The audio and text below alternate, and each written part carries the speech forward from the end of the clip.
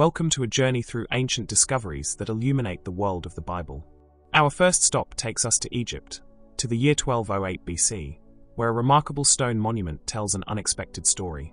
The Meneptah stele, discovered in 1896 in the ancient capital of Thebes, stands over 7 feet tall and contains a victory hymn carved by Pharaoh Meneptah.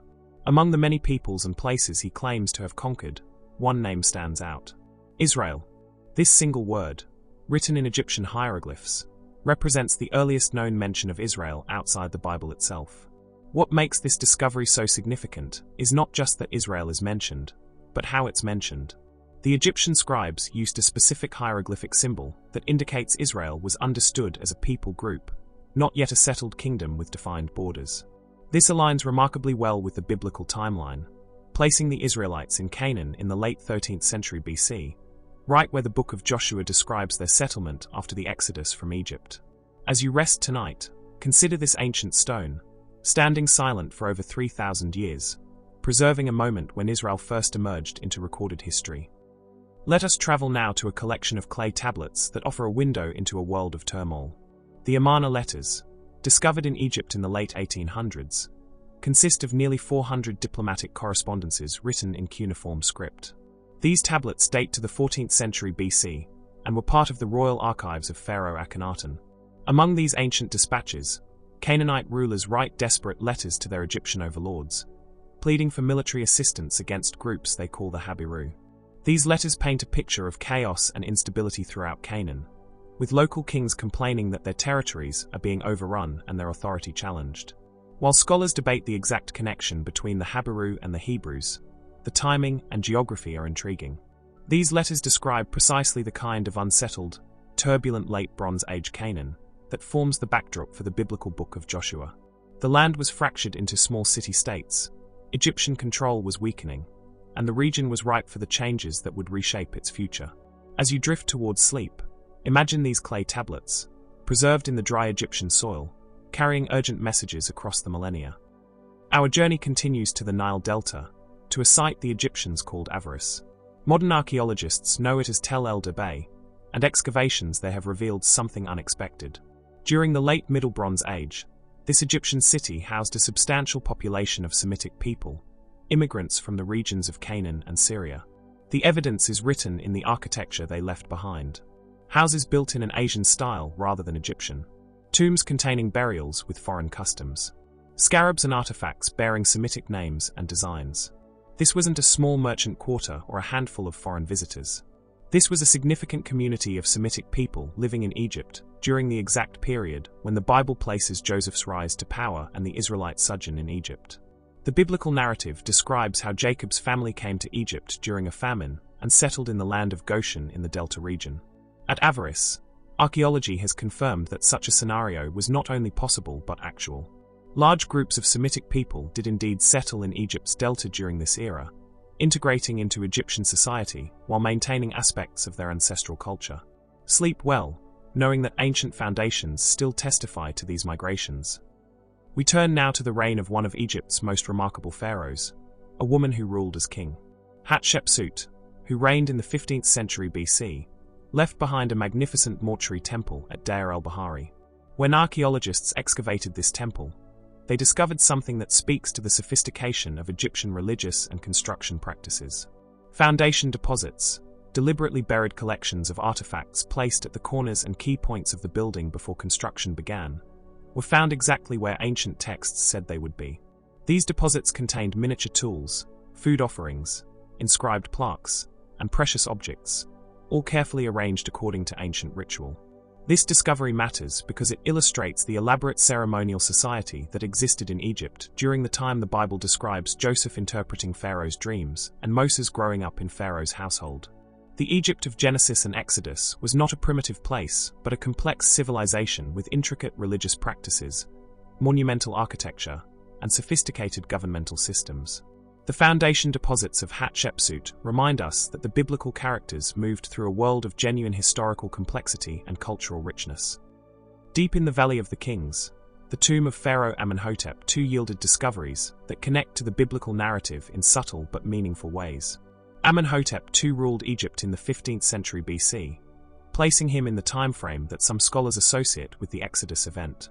When archaeologists entered his tomb, they found among the burial goods several items of particular interest. Wooden models of Asiatic slaves, their foreign features carefully carved. Inscriptions bearing Semitic names. Evidence of the foreign laborers who worked on Egyptian projects during this era. These artifacts confirm what the biblical book of Exodus describes, that Egypt employed large numbers of foreign workers, including Semitic peoples, in their building projects. The Bible speaks of Hebrew slaves making bricks and constructing cities for Pharaoh. The archaeological record shows that Asiatic peoples were indeed present in Egypt in significant numbers during this period, working on pharaonic projects. While we cannot identify specific individuals from this era, the cultural and historical context the Bible describes proves accurate to the archaeological evidence. Tonight, as you rest, these ancient artifacts remain in museums, silent witnesses to a multicultural ancient Egypt. In the collection of ancient Egyptian texts, one document stands out for its unusual content. The Ipuwer Papyrus, dating to Egypt's Middle Kingdom period, presents a literary work known as the Admonitions of Ipuwer. This text describes a time of catastrophic upheaval in Egypt, and its descriptions are striking. The river, it says, turned to blood, and people could not drink from it. Livestock died throughout the land. Plague and disease spread among the people. Social order collapsed, with the poor becoming rich and the rich impoverished. The land fell into chaos and darkness. For readers of the biblical book of Exodus, these descriptions sound remarkably familiar. The 10 plagues that struck Egypt before the Israelite departure include the Nile turning to blood, livestock diseases, and social upheaval. While the Ipuwer Papyrus is not a historical record of the Exodus itself, and scholars debate its date and purpose, it demonstrates that ancient Egyptian literature could and did describe national catastrophes using imagery that parallels the biblical plague narratives. Whether these texts draw from common traditions of disaster or reflect actual events remains debated, but the thematic connections are undeniable. Let these ancient echoes accompany you into peaceful sleep. We travel now eastward to Mesopotamia, to an ancient city called Nuzi, near modern Kirkuk in Iraq. Excavations there in the 1920s and 1930s uncovered thousands of clay tablets dating to the 15th century BC. These tablets were not religious or royal texts but everyday legal documents, contracts, marriage agreements, adoption papers, and inheritance records. What makes them remarkable is how closely their legal customs parallel the practices described in the book of Genesis. The Nuzi tablets document how a childless wife could give her servant to her husband to produce an heir, exactly as Sarah gave Hagar to Abraham. They show adoption contracts similar to those that may have existed between Abraham and his servant Eliezer. They describe inheritance rights and dowry practices that match the arrangements involving Isaac and Rebekah. These weren't universal ancient customs but specific legal traditions of the northern Mesopotamian region during the Middle Bronze Age, precisely the time and place the Bible associates with the patriarchs. The Nuzi tablets don't prove that Abraham, Isaac, and Jacob existed, but they demonstrate that the social and legal world described in Genesis reflects authentic ancient customs, not the inventions of a later author. As you settle into rest, these clay contracts endure, preserving the legal framework of a vanished world. Our next discovery takes us to the region east of the Dead Sea, to archaeological sites that may relate to one of the Bible's most dramatic judgments. The biblical account in Genesis 19 describes the destruction of Sodom and Gomorrah by fire from heaven, with only the small city of Zoar surviving. For years, the location and even the existence of these cities remained mysterious. Recent excavations at Tal el Hammam in Jordan and nearby Safi, identified by some as ancient Zoar, have revealed something extraordinary. The site shows evidence of sudden, catastrophic destruction at the end of the Middle Bronze Age. Pottery shows signs of melting at temperatures far exceeding normal fires. Shocked quartz, a mineral formation typically associated with meteorite impacts or cosmic airbursts, has been found in the destruction layer. The settlement pattern shows a massive city that was abruptly abandoned and not reoccupied for centuries. While debates continue about whether this site is actually Sodom, the archaeological evidence demonstrates that cities in this region did indeed experience sudden, violent destruction consistent with an impact event during the biblical timeframe. The ancient world was subject to cosmic catastrophes that would have seemed like divine judgment to those who experienced them. sleep peacefully, safe from such ancient calamities. In the Jordan Valley, at a site called Deir Allah, archaeologists made a discovery in 1967 that connected directly to a specific biblical character. Painted on a plastered wall in red and black ink, they found an inscription dating to the 8th century BC. The text, written in a local Aramaic dialect, describes a prophet who received visions from the gods. And this prophet has a name, Balaam, son of Beor. For readers of the biblical book of Numbers, this name is instantly recognizable. Numbers chapters 22 through 24 tell the story of Balaam, a non-Israelite prophet from the region east of the Jordan River, who was hired to curse Israel, but ended up blessing them instead. The Deir Allah inscription doesn't recount the same stories found in Numbers, but it confirms that Balaam was a remembered prophetic figure in that region centuries after the biblical events were said to occur. Here is a direct connection between archaeology and a specific named individual from the Bible. The inscription shows that Balaam was not a fictional character invented for the biblical narrative, but a person significant enough in regional tradition to be commemorated on walls and remembered in stories. As you rest tonight, this ancient plaster, carefully preserved in museum climate control, continues to bear his name across the centuries. Our prologue concludes in Egypt once more, at the great temple complex of Karnak in Thebes. On the walls of this magnificent structure, Pharaoh Shishak I, who ruled Egypt in the 10th century BC, commissioned artists to carve reliefs commemorating his military campaigns.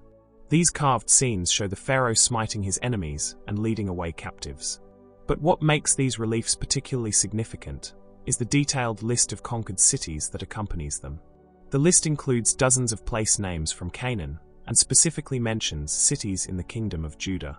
This corresponds precisely with the biblical account found in 1 Kings chapter 14, which describes how Shishak invaded Judah during the reign of King Rehoboam, Solomon's son, and carried away treasures from the temple in Jerusalem.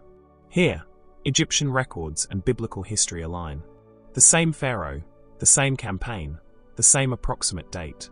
This is not vague correlation, but specific historical synchronization between two independent sources, separated by culture and geography, but united in describing the same events.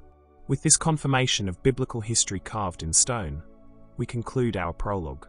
Rest well, knowing that ancient stones still speak, and their testimony endures. As we begin our journey through early Israel's presence in the land, we encounter a remarkable recent discovery that sheds light on the earliest worship of Israel's God. An inscription mentioning the nomads of Yahweh has emerged from the late Bronze Age, the transitional period between Egypt's domination of Canaan and the rise of Israel as a distinct people. This brief text is extraordinary because it connects the divine name Yahweh with mobile, pastoral groups, wandering communities who identified themselves by their devotion to this particular deity. The biblical book of Judges describes precisely this kind of society, not yet a unified kingdom with cities and bureaucracy, but tribal groups moving through the land, bound together by covenant loyalty to Yahweh. The inscription confirms that Yahweh worship existed among nomadic populations during this formative period, supporting the Bible's portrayal of early Israel as a confederation of related clans united by shared faith rather than centralized government. Before there were kings in Israel, before the temple stood in Jerusalem, there were nomads who called themselves by the name of their God. Let this image of ancient wanderers accompany you toward rest tonight. High in the hill country of Samaria stands Mount Ebal, a place of significance in the biblical narrative. According to the book of Joshua, after entering the land, the Israelites built an altar on Mount Ebal and held a covenant renewal ceremony, reading aloud the blessings and curses of the law.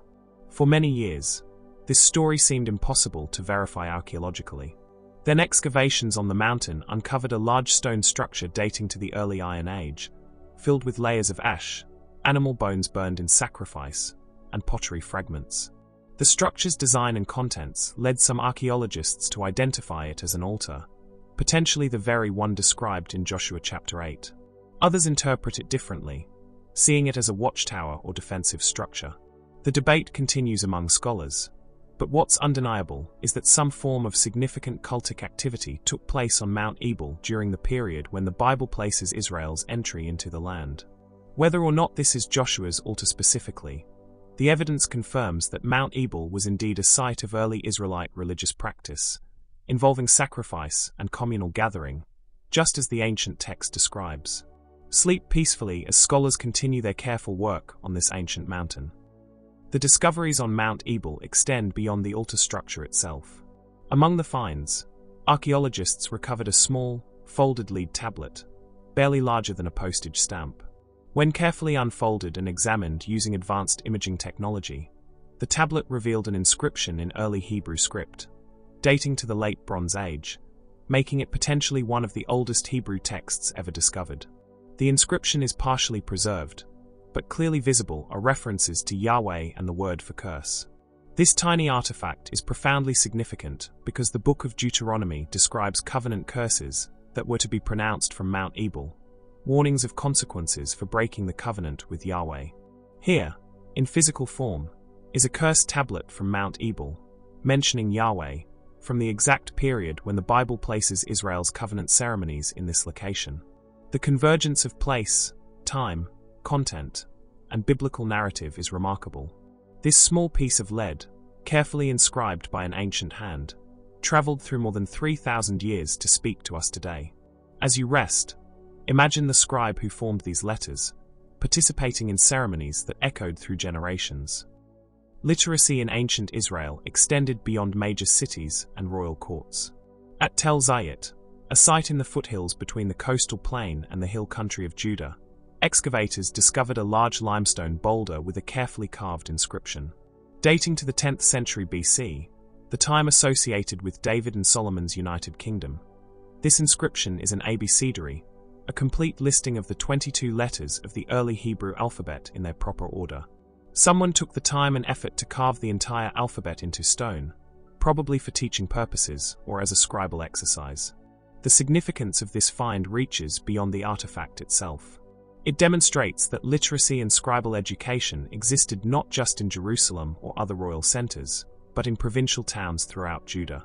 The biblical books of Samuel, Kings, and Chronicles, which describe the reigns of David and Solomon, presume a literate society capable of keeping records, writing letters, and preserving documents. The Tel Zayit abecedary confirms that this presumption is accurate. Writing was not a rare, mysterious art practiced only by elite priests but a skill distributed throughout the kingdom. As you settle into rest tonight, picture these ancient letters carved in stone, the foundation of the written word that would preserve Israel's story for all future generations. From the early Iron Age, the period of the biblical judges and the rise of the prophet Samuel, comes another testimony to literacy among ancient Israelites. At Isbet Sata, a small settlement near the site of biblical Ebenezer where Israel fought the Philistines, archaeologists found a broken piece of pottery, an ostracon, inscribed with writing. The inscription includes what appears to be an alphabet practice exercise in Proto-Canaanite script, the writing system that would develop into Hebrew. This wasn't a royal inscription or a formal religious text. This was someone's writing practice, perhaps a student's lesson or a scribe's warm-up exercise. The location and date are particularly meaningful. Ebenezer is where the Bible places major conflicts between Israel and the Philistines during the time of Samuel, when the Ark of the Covenant was captured. This ostracon shows that even in this period of crisis and conflict, even in small settlements on the frontier, Israelites were literate, practicing their letters, maintaining the skills of reading and writing. The biblical narrative of 1 Samuel, with its detailed accounts of events, conversations, and political developments, presumes observers who could record what happened. The Isbet Sata ostracon confirms that such literate observers existed in the right place and time. Sleep well, knowing that even ordinary ancient people left traces of their learning. Few cities in the biblical narrative are as famous as Jericho, and few archaeological sites have been as extensively debated. The biblical book of Joshua describes Jericho as a strongly fortified Canaanite city whose walls fell before the Israelites in a miraculous conquest. Excavations at Tel Sultan, the site of ancient Jericho, have revealed layer upon layer of occupation stretching back into the Neolithic period, making Jericho one of the oldest continuously inhabited sites in the world. The Bronze Age levels of Jericho show that it was indeed a fortified city with substantial defensive walls. Evidence of violent destruction has been found in various occupational layers. The challenge for archaeologists has been dating these destruction events precisely and correlating them with the biblical timeframe. Different excavators have reached different conclusions, and debates about methodology and interpretation continue. What's clear beyond dispute is that Jericho was exactly the kind of city the Bible describes, an ancient, well-fortified stronghold guarding the Jordan Valley approaches to the Central Hill Country. Whether archaeology can confirm the specific conquest event described in Joshua remains debated, but the general accuracy of the biblical description of Jericho as a major fortified center is archaeologically verified. As you rest, these ancient walls, whether standing or fallen, mark the landscape of humanity's oldest cities. In the north of Canaan stood Hazor, and the Bible calls it the head of all those kingdoms, the greatest of the Canaanite royal cities. The book of Joshua describes how this powerful city was conquered and burned by the Israelites under Joshua's leadership. For many years, skeptics questioned whether such a conquest could have occurred, or whether Hazor was truly as significant as the Bible claimed. Then archaeologists began excavating at Tel el-Qeda, the site of ancient Hazor, and what they found was extraordinary.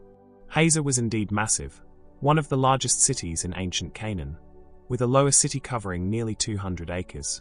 The Late Bronze Age occupation level, dating to the 13th century BC, shows evidence of massive destruction by fire.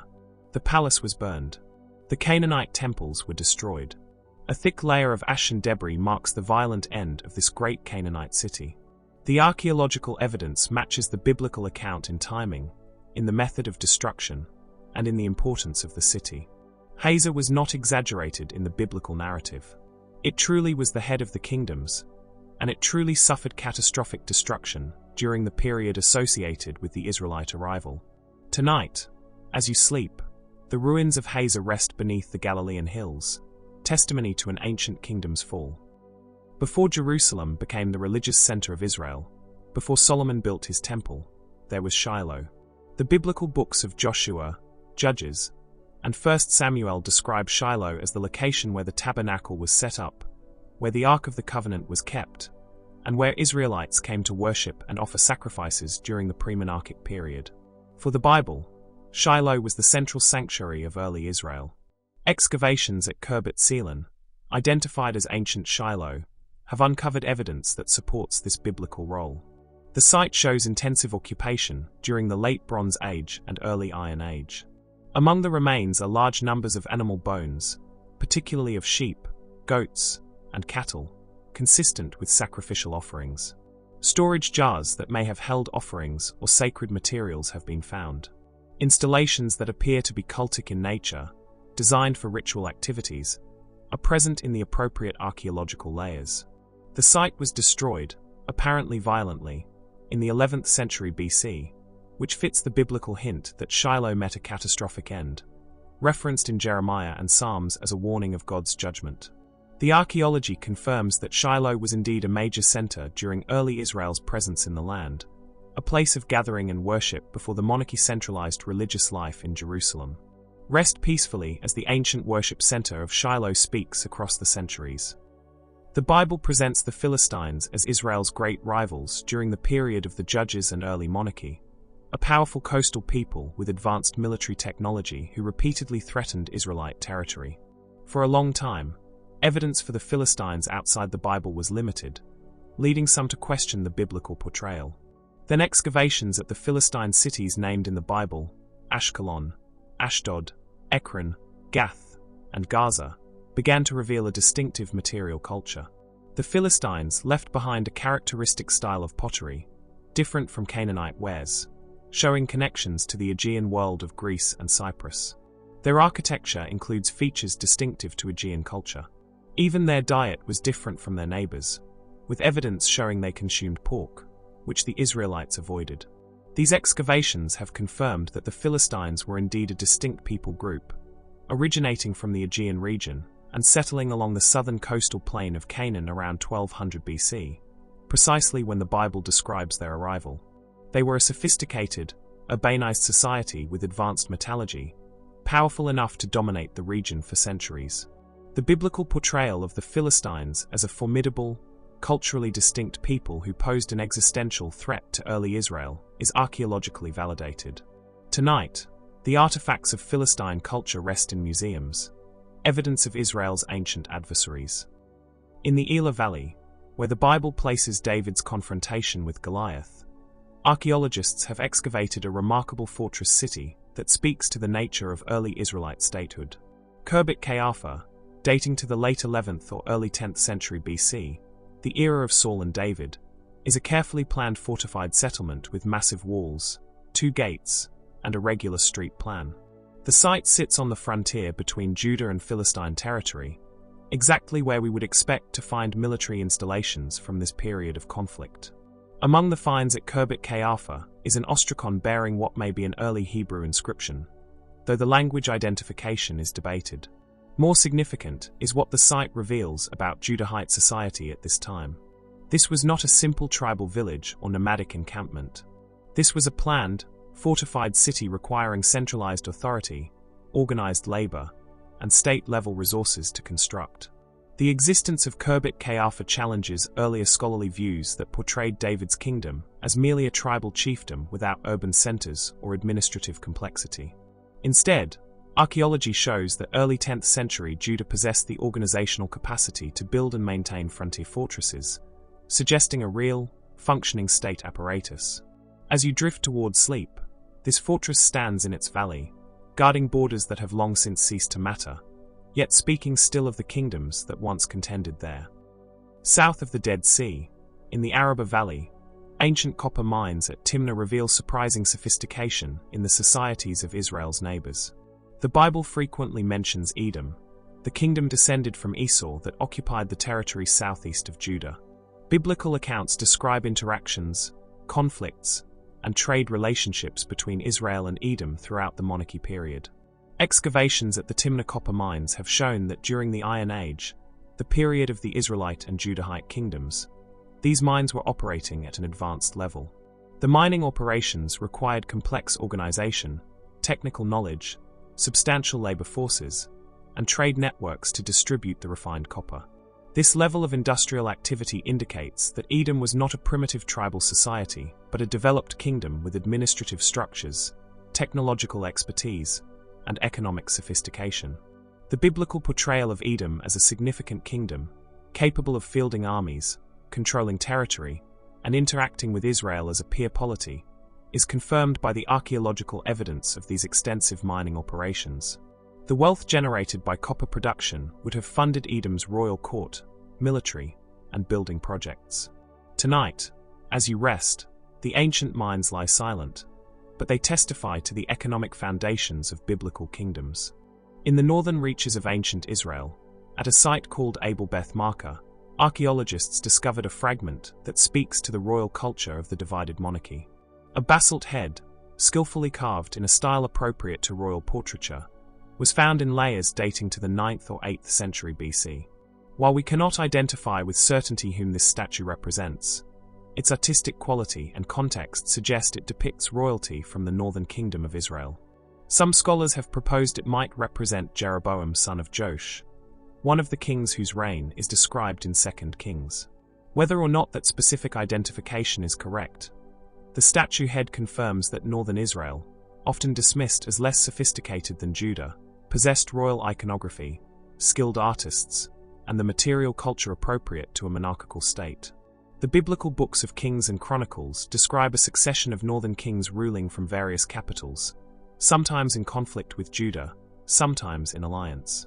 This stone head, with its carefully carved features and regal bearing, makes those ancient kings more tangible, reminding us that real people sat on these thrones, commissioned art, built palaces, and governed territories. Sleep peacefully as this ancient king's image gazes across millennia. Sometimes archaeology reveals the most delightful details of ancient life. At Tel Rehov in the Jordan Valley, excavators made an unexpected discovery: the remains of an ancient beekeeping operation dating to the Iron Age.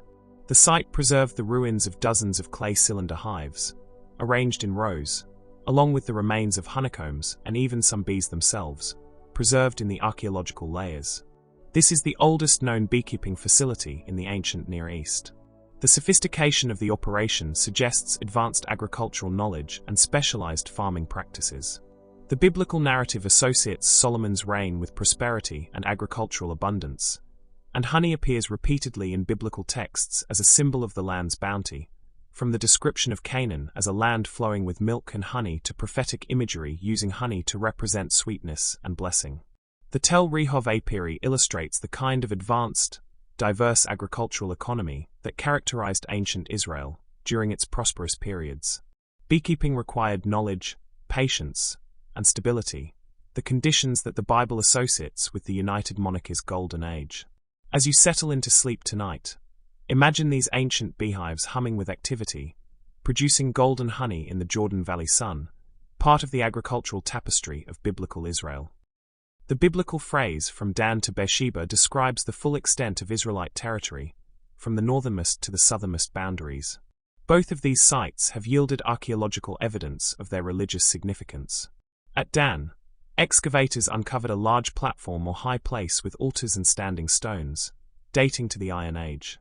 At Beersheba, similar cultic installations have been found, including a large altar made of hewn stones that was discovered dismantled and incorporated into later building construction, possibly reflecting religious reforms that removed such high places. The Bible describes both Dan and Beersheba as significant worship centers, though often problematic ones. Dan is specifically mentioned as a site where Jeroboam I set up a golden calf, establishing a rival worship center to Jerusalem. Beersheba was an ancient patriarchal site with sacred associations. The archaeological discoveries at both locations confirm that they functioned as major cultic centers during the biblical period. The presence of altars, platforms for sacrifice, and sacred standing stones shows that worship in ancient Israel was not limited to the Jerusalem temple, but spread throughout the land at various high places and shrines, exactly as the biblical texts describe, sometimes approving, sometimes condemning. Rest tonight as these ancient worship sites mark the boundaries of the land. In the Negev desert, at the site of biblical Arad, excavations revealed something that both confirms and complicates our understanding of Israelite worship. Archaeologists uncovered a small temple complex dating to the Iron Age, with a clear tripartite layout, a courtyard, a main hall, and a Holy of Holies. The design echoes the layout of Solomon's temple in Jerusalem on a smaller scale. The site includes altars for sacrifice and two standing stones in the Holy of Holies, possibly representing Yahweh and his consort. The Arad temple shows that local shrines operated in Judah alongside the Jerusalem temple, offering sacrifice and worship in competition, or parallel with the central sanctuary.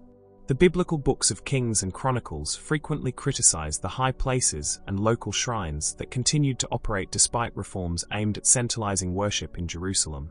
The Arad temple provides physical evidence of exactly the kind of rival worship site that the Bible describes and condemns. Eventually, the Arad temple was deliberately decommissioned, its altars dismantled, perhaps during one of the religious reforms described in Kings.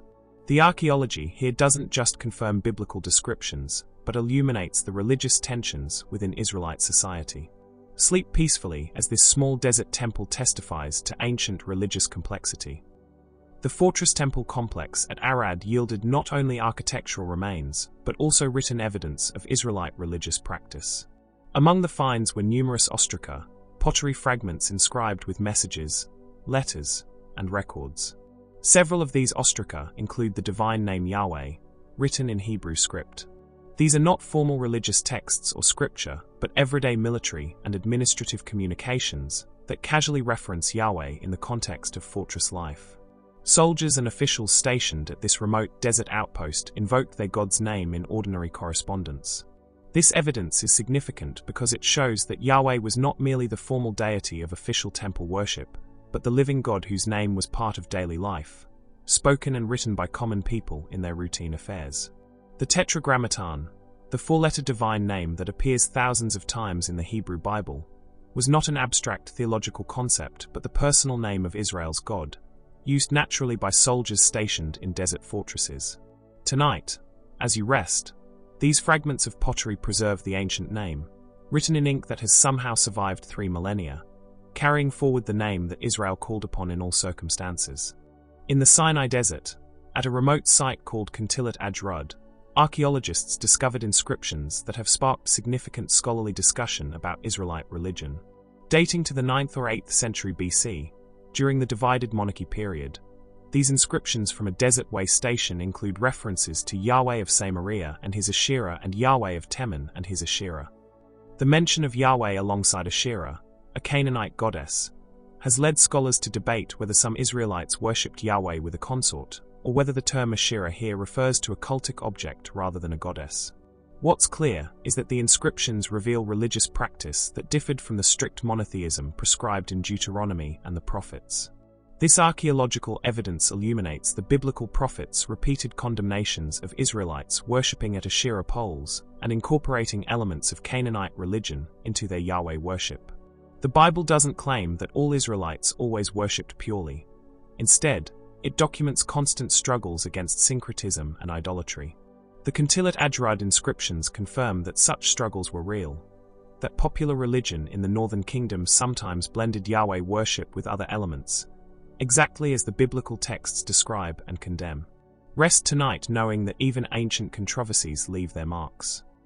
East of the Jordan River, in the territory the Bible associates with Gilead, archaeological work continues to connect biblical geography with physical sites. Recent excavations and surveys at Tal ad-Dahab al-Gharbi in Jordan have led scholars to propose this location as ancient Mahanaim, a place name that appears several times in the biblical narrative. The Bible describes Mahanaim as a site where Jacob camped and encountered angels on his return from Mesopotamia. Later, during Absalom's rebellion, King David fled to Mahanaim for safety, making it his temporary capital while his kingdom was in civil war. The site proposed as Mahanaim shows evidence of significant occupation during the Iron Age, including what appear to be palace remains and fortifications. The location fits the biblical geographical references, placing Mahanaim east of the Jordan in a position that could serve as a royal refuge. While archaeological identification of specific biblical sites always involves some uncertainty, especially for places named primarily in narrative rather than administrative texts, the proposal that Tal ad-Dahab al-Gharbi is Mahanaim provides a physical anchor for biblical stories. As you drift towards sleep, these eastern hills hold their secrets, slowly revealing the places where ancient kings once fled. Next to a story of vindication that unfolded over many decades. In the 19th century, biblical critics pointed to the frequent references to Hittites in the Old Testament as evidence of the Bible's unreliability. No Hittite empire was known to history, no Hittite inscriptions had been found, and no ancient source outside the Bible mentioned such a people. Surely, the critics argued, the Hittites were fictional, an invention of biblical writers. Then, in the early 20th century, excavations in modern Turkey began uncovering something extraordinary, the remains of a vast empire, with massive fortifications, palaces, temples, and, most importantly, archives containing thousands of cuneiform tablets. This was the Hittite Empire, a major Bronze Age power that had controlled much of Anatolia and northern Syria, a civilization that had corresponded with Egyptian pharaohs as equals, that had fought Ramesses II to a standstill at Kadesh, that had influenced the entire ancient Near East. The Hittites were not fictional. They were simply forgotten, their cities buried, their language unread, their history erased until archaeology brought them back to light. The Bible's references to Hittites living in Canaan, to Abraham buying a cave from Hittites, to David's warrior Uriah the Hittite, all these proved accurate reflections of historical reality. Sometimes the ancient text remembers what modern skepticism forgets. Sleep well tonight, knowing that the lost can be found again. We move now into the era of Israel's monarchy, and we begin with one of the most significant archaeological discoveries of recent decades. In 1993, at the northern Israelite city of Dan, archaeologists uncovered fragments of a stone monument bearing an Aramaic inscription. The stele had been broken and reused in later construction, but enough remained to read a crucial phrase: House of David. This is the first mention of David outside the Bible, a reference to the Davidic dynasty by a foreign king, probably from Damascus, boasting of victories over Israel and Judah. Before this discovery, some scholars had questioned whether David was a historical figure or merely a legendary hero invented by later writers. The Tel Dan stele settled that debate. By the 9th or 8th century BC, Just a century or two after David's time, his dynasty was so well established that neighboring kingdoms identified Judah by reference to his name. The House of David was not a later theological construct, but a recognized political reality in the ancient Near East. This broken stone, salvaged from ancient rubble, speaks David's name across 28 centuries, confirming that the shepherd boy who became king was no legend, but a founder of a dynasty that shaped history. Rest peacefully tonight as this stone testimony endures. In Jerusalem's ancient core, the area known as the City of David, archaeologists have uncovered massive stone structures that speak to the grandeur of the early monarchy. Among the most impressive is what's called the step stone structure, a massive supporting terrace built from precisely fitted stones rising in stepped courses. This enormous construction, dating to the Iron Age period of the United Monarchy, appears to have supported large buildings above it, possibly part of David's or Solomon's palace complex. The structure required sophisticated engineering, enormous quantities of stone, organized labor forces, and centralized planning. This is not the architecture of a small tribal chiefdom, but of a real kingdom with administrative capacity and resources. The biblical books of 2 Samuel and 1 Kings describe David establishing Jerusalem as his capital and building a palace there, with Solomon later expanding the royal complex. The stepped stone structure provides physical evidence of exactly the kind of monumental royal architecture these texts describe. Jerusalem in the 10th century BC was not a minor village, but a developing capital with substantial royal buildings appropriate to a kingdom that controlled territories from Dan to Beersheba. As you settle into sleep, this ancient terrace still stands, foundation stones of a kingdom that changed the world. Jerusalem's defenses speak to the city's importance and the threats it faced. In the Jewish quarter of the Old City, archaeologists uncovered a massive fortification wall, over 20 feet thick in places, that dates to the late 8th century BC, the time of King Hezekiah. This is known as the Broad Wall, and its construction represents a major military engineering project. The biblical 2 Chronicles describes how Hezekiah, facing the Assyrian threat, strengthened Jerusalem's fortifications and expanded the city's walls to protect refugees who had fled from the northern kingdom after its fall. The Broad Wall provides physical evidence of exactly this defensive preparation. The wall's thickness and extent show that Jerusalem had grown significantly by Hezekiah's time, expanding beyond its original boundaries to encompass a larger population. The urgency of the construction is evident in the archaeological record, where the wall was built right over existing houses, incorporated into the fortification line. The inhabitants of those houses gave up their homes for the greater security of the city. Tonight, as you rest safe in your home, imagine the ancient residents of Jerusalem watching this massive wall rise, knowing it stood between them and the most powerful military force in their world. Beneath the streets of Jerusalem, carved into bedrock, runs a tunnel that represents one of ancient engineering's remarkable achievements. This water tunnel, traditionally attributed to King Hezekiah based on the biblical account in 2 Kings and 2 Chronicles, was cut through over 500 meters of solid rock to bring water from the Gihon spring outside the city walls to the Pool of Siloam inside the fortified area. The achievement becomes even more impressive when you learn that the tunnel was excavated from both ends simultaneously, with teams working toward each other through the rock. How they met in the middle remains a subject of study and admiration. What makes this tunnel particularly significant for biblical archaeology is an inscription carved into the tunnel wall near where the two teams met. The inscription, in ancient Hebrew, describes the moment when the tunnelers heard each other's tools through the remaining rock and broke through. It mentions the final 3 cubits separating them and describes water flowing through the completed channel. The inscription's account matches perfectly the biblical descriptions of Hezekiah preparing Jerusalem for siege by securing its water supply. As you drift toward sleep tonight, water still flows through this ancient tunnel, just as it has for 27 centuries, following a path carved in preparation for a siege long past. Sometimes archaeology reveals administration through humble objects. Throughout Judah, particularly at sites associated with the late 8th and early 7th centuries BC, archaeologists have found large numbers of storage jar handles bearing official seal impressions. These impressions, stamped into the clay before firing, contain a 4-winged symbol or 2-winged scarab beetle along with the letters LMLK, meaning belonging to the king, and the name of one of 4 cities. These storage jars, found by the hundreds at various sites, represent a centralized administrative system for collecting, storing, and distributing supplies, probably in preparation for war with Assyria or for paying tribute. The systematic nature of this seal impression system indicates a functioning bureaucratic state with standardized procedures, regional administration, and centralized control over resources.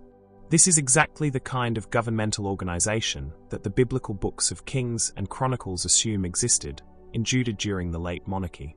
The kingdom was not simply a collection of independent towns, but an integrated administrative unit capable of organizing supplies, managing resources, and coordinating defensive preparations. These stamped jaw handles, scattered across Judah's territory, are the fossilized remains of a working government. Rest peacefully as these ancient stamps speak of kingdoms organizing in the face of existential threats.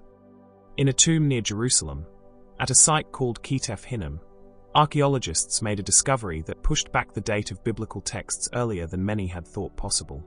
2 tiny silver scrolls, small enough to be worn as amulets, were found in a 7th or early 6th century BC burial. When carefully unrolled and examined, these scrolls revealed text inscribed in ancient Hebrew. The words were familiar, a version of the priestly blessing from the Book of Numbers. May Yahweh bless you and keep you. May Yahweh make his face shine upon you and be gracious to you. May Yahweh lift up his face to you and give you peace. These amulets are the oldest surviving texts of any portion of the Hebrew Bible, predating the famous Dead Sea Scrolls by several centuries.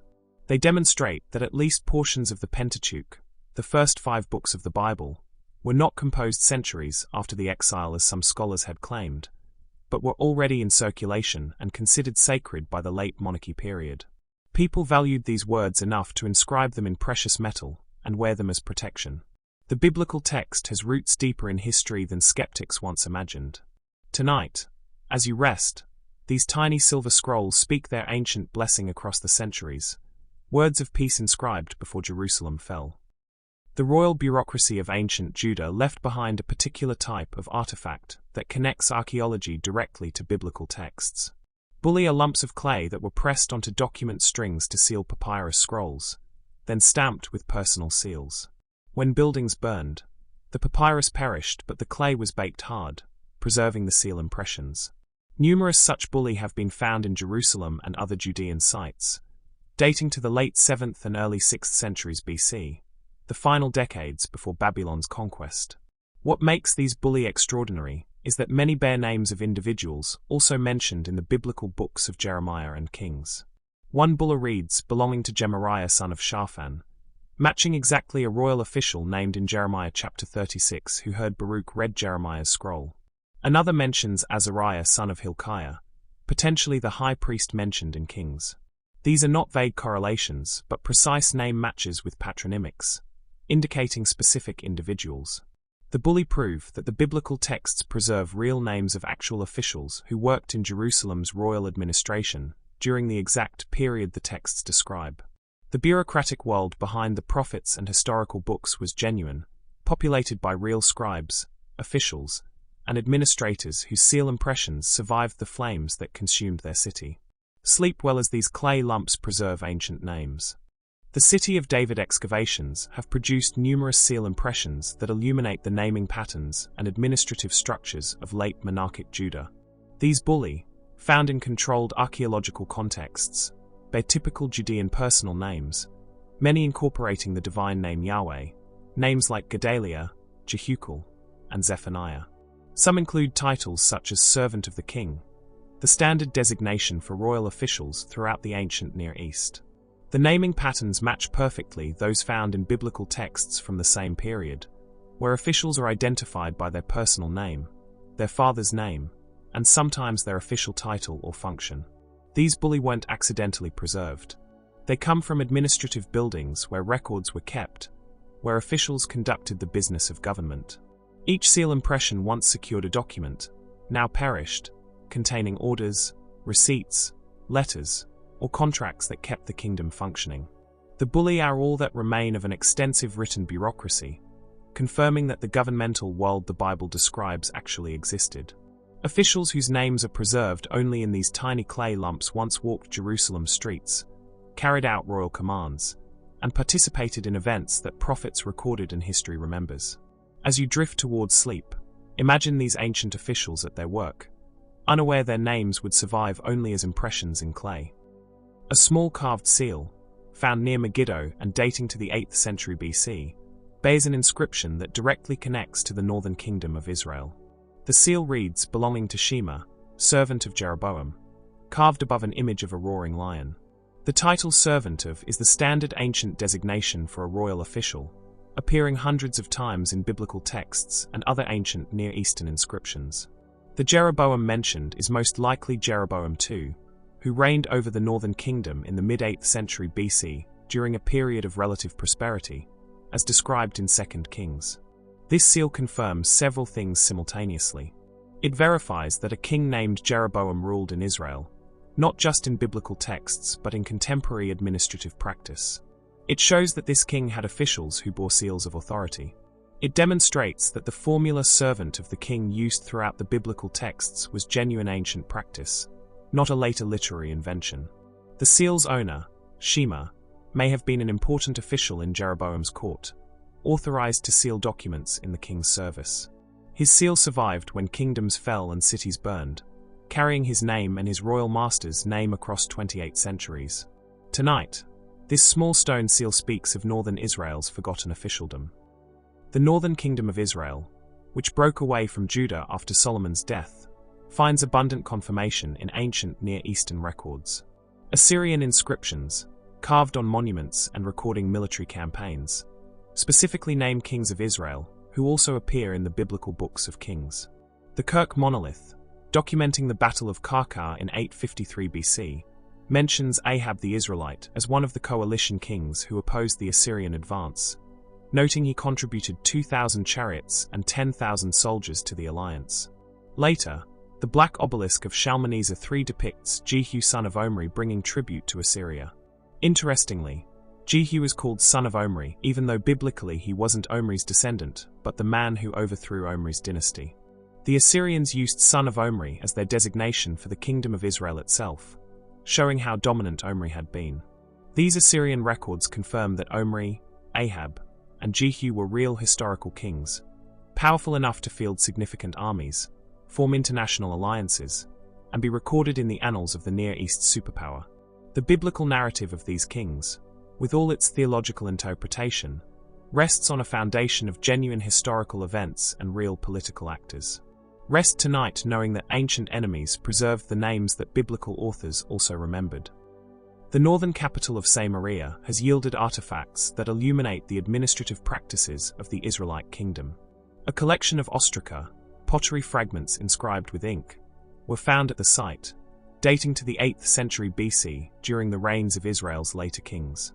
These inscriptions are administrative records, documenting deliveries of wine and oil from various districts to officials in the capital. They list personal names, place names, and quantities of goods, providing a snapshot of the kingdom's internal economic organization. The personal names on these ostraca are Hebrew names typical of the northern kingdom, many incorporating elements from Israelite naming traditions. The geographic references match the tribal territories assigned to northern Israel in biblical accounts. The administrative system revealed by these ostraca matches the picture presented in the books of Kings, which describe a functioning kingdom with taxation, tribute collection, and governmental organization. These are not royal propaganda or theological texts but mundane business records, the accounting documents of a working state. The northern kingdom that the Bible describes, often portrayed as less significant than Judah in the biblical narrative, was nonetheless a real political entity with organized administration, regional districts, and economic systems. As you rest tonight, these ancient delivery receipts endure, prosaic evidence of kingdoms long vanished. The Mesha Stele, which we'll discuss more fully in a moment, reveals not just historical events but cultural connections. The inscription, written by King Mesha of Moab, uses a language nearly identical to biblical Hebrew, writes with the same script, and describes religious concepts that closely parallel Israelite religion. Mesha worships Chemosh, the national god of Moab mentioned several times in the Bible as Moab's deity. The inscription describes Mesha building high places for Chemosh, dedicating conquered cities to his god, and attributing military success to Chemosh's favor or attributing defeats to Chemosh's anger with Moab. This pattern of royal ideology, where kings interpret events as divine favor or disfavor, mirrors exactly how the biblical books of Kings interpret Israel and Judah's history through the lens of Yahweh's approval or judgment. The close linguistic and conceptual parallels between the Mesha Stele and biblical texts demonstrate that Israel, Judah, and Moab shared a common cultural and religious framework. They were related peoples, speaking related languages, worshipping their national deities in similar ways, and interpreting history through theological lenses. The Bible's descriptions of Moab, its language, religion, and relationship with Israel, prove accurate to the archaeological and epigraphic evidence. Sleep peacefully as these ancient cousins, Israel and Moab, rest together in the historical record. The Mesha Stele, also known as the Moabite stone, is one of the most important inscriptions for understanding the world of the divided monarchy. Discovered in 1868 at Dibon in Jordan, this basalt stone monument was erected by King Mesha of Moab in the 9th century BC to commemorate his victories over Israel.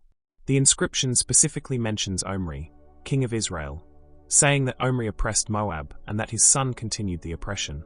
Mesha then describes how he threw off Israelite domination and reconquered Moabite territory. The biblical book of 2 Kings briefly mentions conflicts between Israel and Moab during this period, describing how Moab rebelled against Israel after Ahab's death. The Mesha Stele provides the Moabite perspective on these same conflicts. Where the Bible describes events from Israel's viewpoint, Mesha tells the same story from Moab's side. Both sources agree on the basic historical framework. Omri's dynasty controlled Moabite territory, then Moab successfully rebelled. This independent confirmation from a hostile source strengthens the historical reliability of the biblical account. The Mesha Stele reminds us that the kingdoms described in the Bible were part of a larger world of competing states, each with its own records, perspectives, and royal propaganda. Tonight, this ancient stone speaks for a kingdom that vanished, confirming history from the other side. Among the discoveries from Jerusalem's City of David, one small ostracon bears particular significance. The inscription, written in ancient Hebrew, reads belonging to Abijah, servant of Uzziah. This simple administrative notation confirms the existence of King Uzziah of Judah, also known as Azariah, who reigned in the 8th century BC. The biblical books of 2 Kings and 2 Chronicles describe Uzziah's long and generally successful reign, noting his military campaigns, building projects, and eventual punishment with leprosy for overstepping his authority in the temple. The prophet Amos dates his ministry to the reigns of Uzziah of Judah and Jeroboam of Israel, fixing the prophetic message in a specific historical context. This ostracon, mentioning an official who served in Uzziah's administration, confirms that the biblical king was a real historical figure with real officials carrying out governmental functions. The casual way the king's name appears in this administrative context shows that Uzziah was well known, a significant enough ruler that officials could be identified simply by reference to his service. These small inscriptions, scattered across archaeological sites, accumulate into powerful evidence that the biblical kings were genuine historical figures governing real kingdoms with functioning administrations. Rest tonight as this small potsherd preserves a king's name and an official's title. In excavations near the royal quarter of ancient Jerusalem, archaeologists discovered a bulla that has sparked significant interest and debate. The seal impression reads belonging to Isaiah NVY, where the final letters could potentially be reconstructed as Navi, the Hebrew word for prophet. If this interpretation is correct, this seal may have belonged to the famous prophet Isaiah, who ministered in Jerusalem during the reigns of several Judean kings in the late 8th century BC. The dating of the bulla matches Isaiah's active period. The location of the find, in the governmental quarter near other official seals, fits Isaiah's described access to the royal court. The biblical book of Isaiah and the historical books of Kings and Chronicles portray Isaiah as a prominent figure who advised kings, delivered prophecies about national policy, and interacted regularly with Judah's leadership. Whether or not this specific seal belonged to the prophet Isaiah himself, it confirms that high officials named Isaiah were active in 8th century Jerusalem, using seals to authenticate documents. The convergence of name, title, time period, and location is striking. As you settle into sleep tonight, Consider this small clay lump that may have sealed letters from a prophet whose words still echo, whose visions still inspire, whose name endures not just in scripture, but potentially in this humble archaeological context as well. In the collections of the British Museum stands a four-sided black limestone obelisk, covered with carved reliefs and cuneiform inscriptions. This monument was erected by the Assyrian king Shalmaneser III in the 9th century BC to commemorate his military campaigns and conquests. Among the scenes depicted on this obelisk is one of particular interest for biblical history. The relief shows a bearded man prostrating himself before the Assyrian king, surrounded by tribute bearers carrying precious goods. The accompanying inscription identifies the prostrate figure as Jehu son of Omri, bringing tribute of silver, gold, and other valuables to the Assyrian overlord. This is the earliest known image of an Israelite king, and remarkably, it confirms the existence of Jehu, the king whose violent coup against the house of Ahab is described in 2 Kings. The inscription's designation of Jehu as son of Omri shows that the Assyrians continued to identify Israel by reference to Omri's dynasty even after Jehu had wiped it out. The biblical narrative describes Jehu as an aggressive military commander who seized power through bloodshed, and here in Assyrian records he appears as a king submitting to a greater power, paying tribute for protection or peace. External evidence and biblical narrative converge on this violent, ambitious king. Sleep peacefully as this ancient image endures, Jehu frozen in stone submission. The Assyrian capital of Nineveh, in its glory days, was one of the most magnificent cities of the ancient world. King Sennacherib, who ruled in the late 8th and early 7th centuries BC, undertook massive building projects there, constructing palaces, temples, and elaborate waterworks. The palace walls were covered with detailed relief carvings depicting these achievements.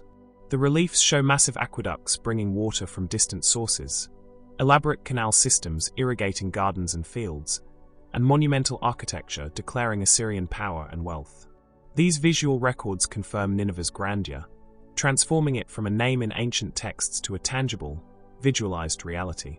The biblical prophets, particularly Nahum, describe Nineveh as a mighty, wealthy metropolis whose eventual fall would be both shocking and deserved. Nahum specifically mentions Nineveh's water systems, saying the city was full of water. The archaeological and artistic evidence confirms these descriptions. Nineveh was not exaggerated in biblical texts but accurately portrayed as a center of imperial power, wealth, and technological achievement. The prophetic focus on Nineveh's downfall gains force when we understand how magnificent the city truly was, how permanent it seemed, how impossible its destruction must have appeared. Tonight, as you rest, these stone reliefs still display Nineveh's vanished splendor, testimony to a greatness that prophets knew would fall. The most detailed ancient Near Eastern records come from the Assyrian Empire, whose kings maintained extensive annals of their military campaigns. Among these records, the inscriptions of Sennacherib, particularly his account of his third campaign, describe in detail his invasion of Judah during the reign of King Hezekiah. Sennacherib's annals, inscribed on clay prisms found at Nineveh, claim he besieged Jerusalem, trapped Hezekiah like a bird in a cage, and forced him to pay enormous tribute. The inscription lists the tribute items: gold, silver, precious stones, ivory, exotic woods, and royal daughters. This Assyrian account matches remarkably well with the biblical narrative in 2 Kings and 2 Chronicles, which describe Hezekiah facing Assyrian invasion, paying heavy tribute, and seeing Jerusalem besieged but ultimately preserved. Interestingly, what Sennacherib doesn't claim is that he conquered Jerusalem, an omission that speaks volumes given Assyrian propaganda's usual exaggerations. The biblical account explains this by describing the miraculous destruction of the Assyrian army besieging Jerusalem, forcing Sennacherib's withdrawal. While the two accounts emphasize different aspects, they agree on the basic historical framework. Sennacherib invaded Judah, besieged Jerusalem, and Hezekiah paid tribute, but Jerusalem survived unconquered. Sleep peacefully knowing that enemy records confirm the crisis that the Bible describes and Judah survived. Among the most powerful artifacts from the ancient Near East are a series of stone reliefs that once decorated the palace of Sennacherib at Nineveh. These reliefs, now housed in the British Museum, depict in graphic detail the Assyrian siege and conquest of Lachish, a major fortified city in Judah. The reliefs show Assyrian siege ramps, battering rams attacking the walls, defenders hurling projectiles from the battlements, and the horrific aftermath of conquest. Prisoners are shown impaled on stakes. Captives are led away into exile. The city burns. Booty is counted and displayed before the Assyrian king. The inscriptions identify the city as Lachish, and the archaeological excavations at Tel Ed-Juweir, the site of ancient Lachish, have confirmed the Assyrian attack. A massive siege ramp of earth and stone remains at the site, built by the Assyrians to reach the walls.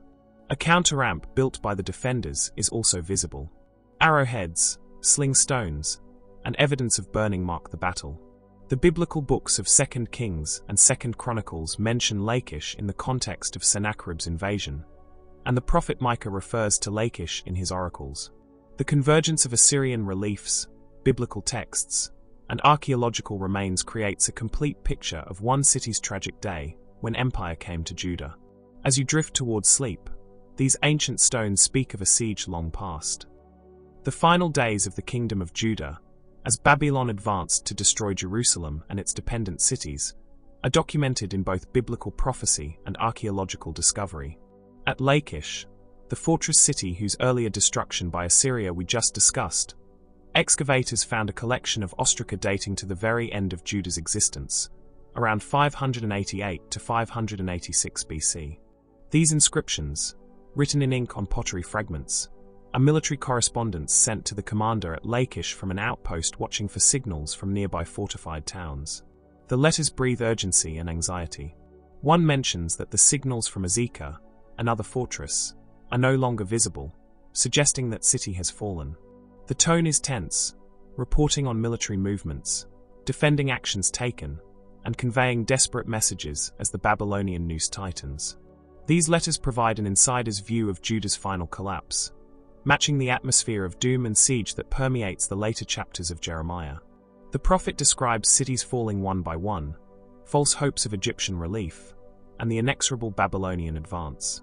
The Lachish letters document from the military side what Jeremiah witnessed from Jerusalem: a kingdom in its death throes, soldiers watching their nation disappear around them. Tonight, as you rest in peace, these ancient letters preserve the anguish of final days, when watchers strained for signals that no longer came.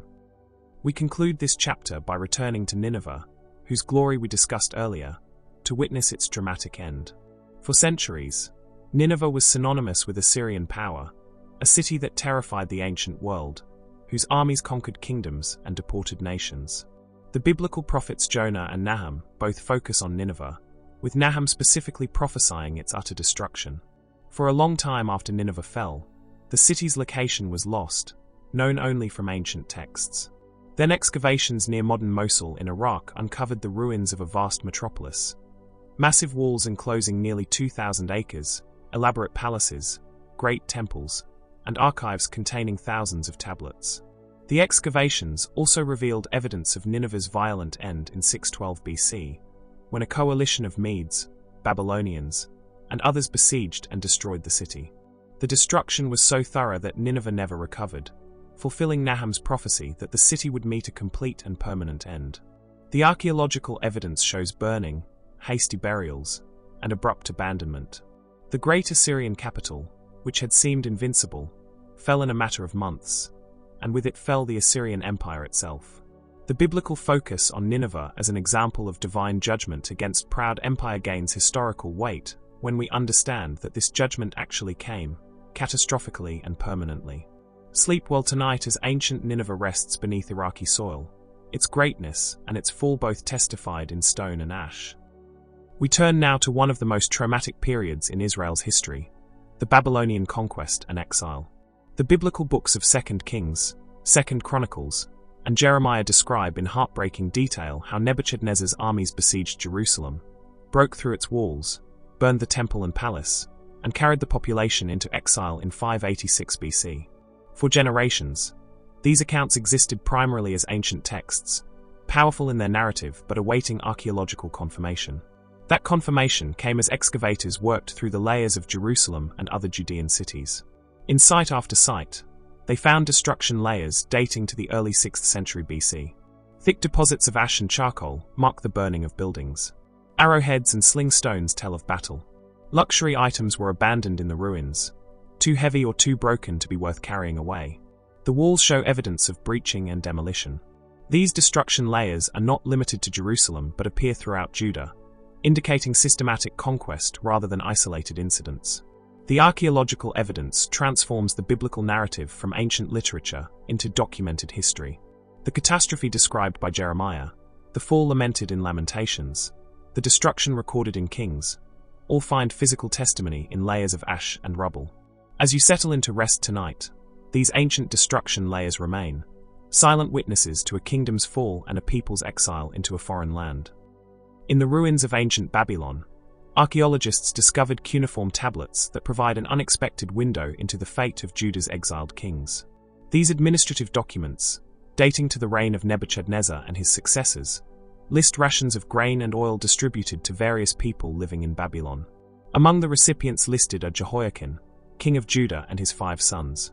The tablets specify the quantities of oil and barley allotted to them, treating Jehoiakim as a person of status despite his captivity.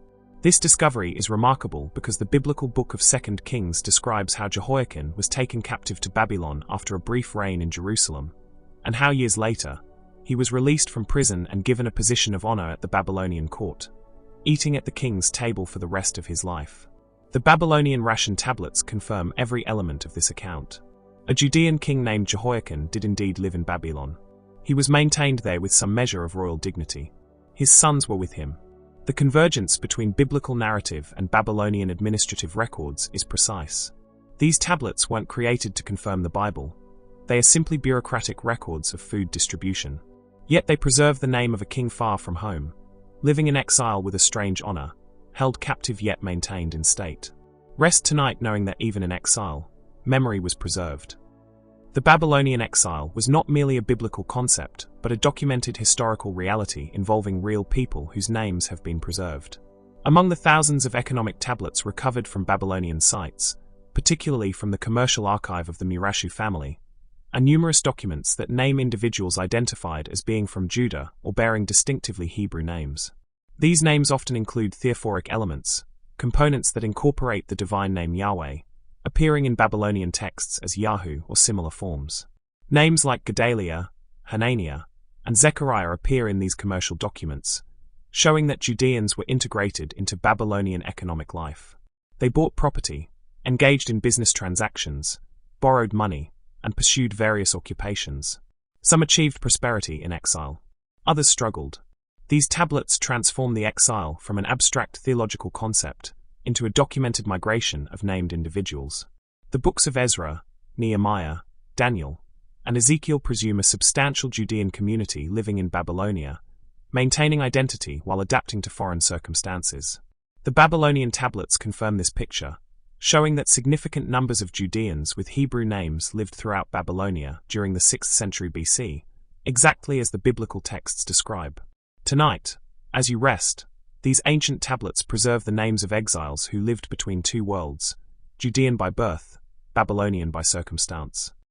One of the most famous archaeological artifacts from the ancient Near East is a clay cylinder inscribed with cuneiform text, discovered at Babylon in 1879. This is the Cyrus cylinder, and it records the propaganda of Cyrus the Great, the Persian king who conquered Babylon in 539 BC. The inscription describes Cyrus's conquest, his restoration of peace, and significantly, his policy regarding peoples whom the Babylonians had exiled. The text states that Cyrus returned displaced peoples to their homelands and allowed them to rebuild their temples and restore their religious practices. While the cylinder doesn't mention the Judeans specifically, it confirms the general policy that the biblical books of Ezra and Chronicles attribute to Cyrus regarding the Jewish people. Those biblical texts describe how Cyrus issued a decree allowing the Judean exiles to return to Jerusalem and rebuild their temple, even providing resources for the reconstruction. Critics once dismissed this as later Jewish propaganda, but the Cyrus cylinder demonstrates that such a policy was indeed characteristic of Cyrus's approach to empire. Rather than maintaining Babylon's harsh deportation policies, Cyrus used a strategy of tolerance and religious restoration to win the loyalty of subject peoples. The biblical description of Cyrus as God's instrument to end the exile finds historical context in Persian imperial policy.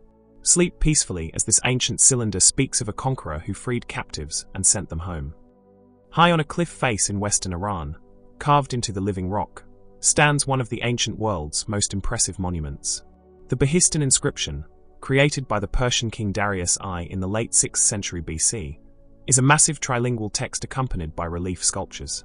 Written in Old Persian, Elamite, and Babylonian, the inscription describes Darius's rise to power and his conquest of rebellious provinces. Among the regions and peoples mentioned in this imperial text is Judah, listed among the territories under Persian control. The inscription's significance extends beyond its mention of Judah. It confirms the Persian Empire's organizational structure, its multilingual bureaucracy, and its system of provincial administration, all elements that form the backdrop for the biblical books of Ezra and Nehemiah. Those books describe how Judah existed as a small province within the vast Persian Empire, how Persian officials governed the region, and how imperial policy affected the rebuilding of Jerusalem and its temple. The Behistun inscription, carved where Darius wanted it visible to travelers along the ancient highway, proclaims Persian dominance over a vast territory that included the tiny province where returned exiles struggled to rebuild their identity. Tonight, this cliff face still bears its ancient message, declaring an empire within which biblical history unfolded. The Persian period, when Judah existed as the small province of Yahud within the Persian Empire, has left distinctive archaeological evidence. Small silver coins and seal impressions bearing the inscription Yahud, the Aramaic name for Judah, have been found at various sites. These coins and seals date to the 5th and 4th centuries BC, the time of Ezra and Nehemiah. They demonstrate that Yahud was a recognized administrative unit within the Persian system, with some degree of local governance and economic autonomy. The coins are small and relatively crude compared to other Persian-era coinage, reflecting the modest status of this province. Some bear images including a lily, a bird, or a male head, along with the provincial name. The seal impressions appear on storage jar handles, indicating official administration of goods and resources. These artifacts confirm the picture presented in Ezra, Nehemiah, Haggai, and Zechariah of a small but real Judean community under Persian rule, struggling to rebuild but maintaining its identity and some degree of self-governance. The post-exilic community was not fictitious, not merely a theological construct, but an actual society that minted coins, sealed documents, and administered its affairs within the framework of Persian provincial organization. Rest tonight as these small coins testify to a community that survived exile and began rebuilding. In Egypt, on an island in the Nile near modern Aswan, a remarkable collection of documents was discovered that illuminates Jewish life during the Persian period. The Elephantine papyri, written in Aramaic on papyrus, date to the 5th century BC and come from a Jewish military colony stationed there by the Persians to guard Egypt's southern frontier. These documents include letters, legal contracts, marriage agreements, and religious texts. What makes them particularly significant is their evidence of a Jewish temple on Elephantine where sacrifices were offered to Yahweh. The papyri describe conflicts with local Egyptian priests, requests to Jerusalem and Samaria for help in rebuilding their temple after it was destroyed, and the religious practices of this far-flung Jewish community. The existence of this diaspora community, maintaining Jewish identity while living far from Judea, worshipping Yahweh while adapting to foreign circumstances, provides context for understanding the post-exilic period. The biblical books of the Restoration presume that not all exiles returned to Judah, that Jewish communities existed throughout the Persian Empire, and that these communities maintained connections with Jerusalem. The Elephantine papyri document exactly such a community, illustrating the complex reality of Jewish life after the exile, when the people of Yahweh were scattered across many lands yet sought to maintain their covenant identity. As you drift towards sleep, these papyri rest in collections, voices from an island garrison, speaking of faith maintained in foreign lands. The transition between the Persian and Hellenistic periods, when Alexander the Great's conquests transformed the ancient world, is documented in an unexpected place. In a cave in the Wadi Daliyer, north of Jericho, archaeologists discovered the skeletal remains of refugees who had fled there during Alexander's conquest of the region around 331 BC. With them were papyrus documents, legal and administrative texts from Samaria, the city from which they fled. These Aramaic papyri provide insight into life in Samaria during the late Persian period, showing the continuation of Persian administrative practices right up to Alexander's arrival. The documents include contracts, official correspondence, and records of governance, demonstrating that the Samaritan community maintained sophisticated legal and bureaucratic systems. The tragedy preserved in this cave, where people sought refuge but found death, marks the violent transition between empires, between the Persian world in which the biblical books of the Restoration are set and the Hellenistic world that would form the backdrop for the events leading to the Maccabean period and ultimately to the New Testament era. These papyri and the bones that accompanied them speak of a pivotal moment when the ancient Near Eastern world, as described throughout the Old Testament, gave way to a new age. Tonight, as you rest safely, remember those ancient refugees, their documents still telling of the civilization they fled. Among the Dead Sea Scrolls, one document stands unique, inscribed not on leather or papyrus but on sheets of copper. The copper scroll, discovered in a cave at Qumran, contains no biblical texts or religious teachings. Instead, it lists locations of vast quantities of hidden treasure, gold, silver, and precious vessels buried in various locations around Jerusalem and the Judean wilderness. The scroll has puzzled scholars since its discovery. Are these real treasures or fictional ones? If real, are they temple treasures hidden during the Roman threat? The amounts listed are enormous, perhaps impossibly large, yet the specificity of the locations suggests someone meant this as a genuine guide. The copper scroll reflects the anxieties of Second Temple period Jews living under foreign domination, particularly Roman occupation. The temple wealth mentioned in the scroll, whether real or imagined, represents the heart of Jewish religious and national identity, now vulnerable to Roman power. The scroll's very existence, inscribed in metal rather than more fragile materials, suggests its creators intended it to survive, to preserve the memory or hope of sacred wealth that could restore Jewish autonomy. Tonight, this copper scroll rests in a museum, its treasure map never successfully followed, its secrets still debated, a testament to desperate times and hidden hopes. We conclude this chapter with perhaps the most significant manuscript discovery of the 20th century. In caves around Qumran near the Dead Sea, beginning in 1947, shepherds and archaeologists found pottery jars containing ancient scrolls. The Dead Sea Scrolls include biblical manuscripts that predate any previously known copies of the Hebrew Bible by 1,000 years. Among these scrolls are portions of almost every book of the Old Testament, with the exception of Esther. Some books are represented by multiple copies. The Great Isaiah Scroll contains the entire book of Isaiah, remarkably similar to the traditional text used in later centuries.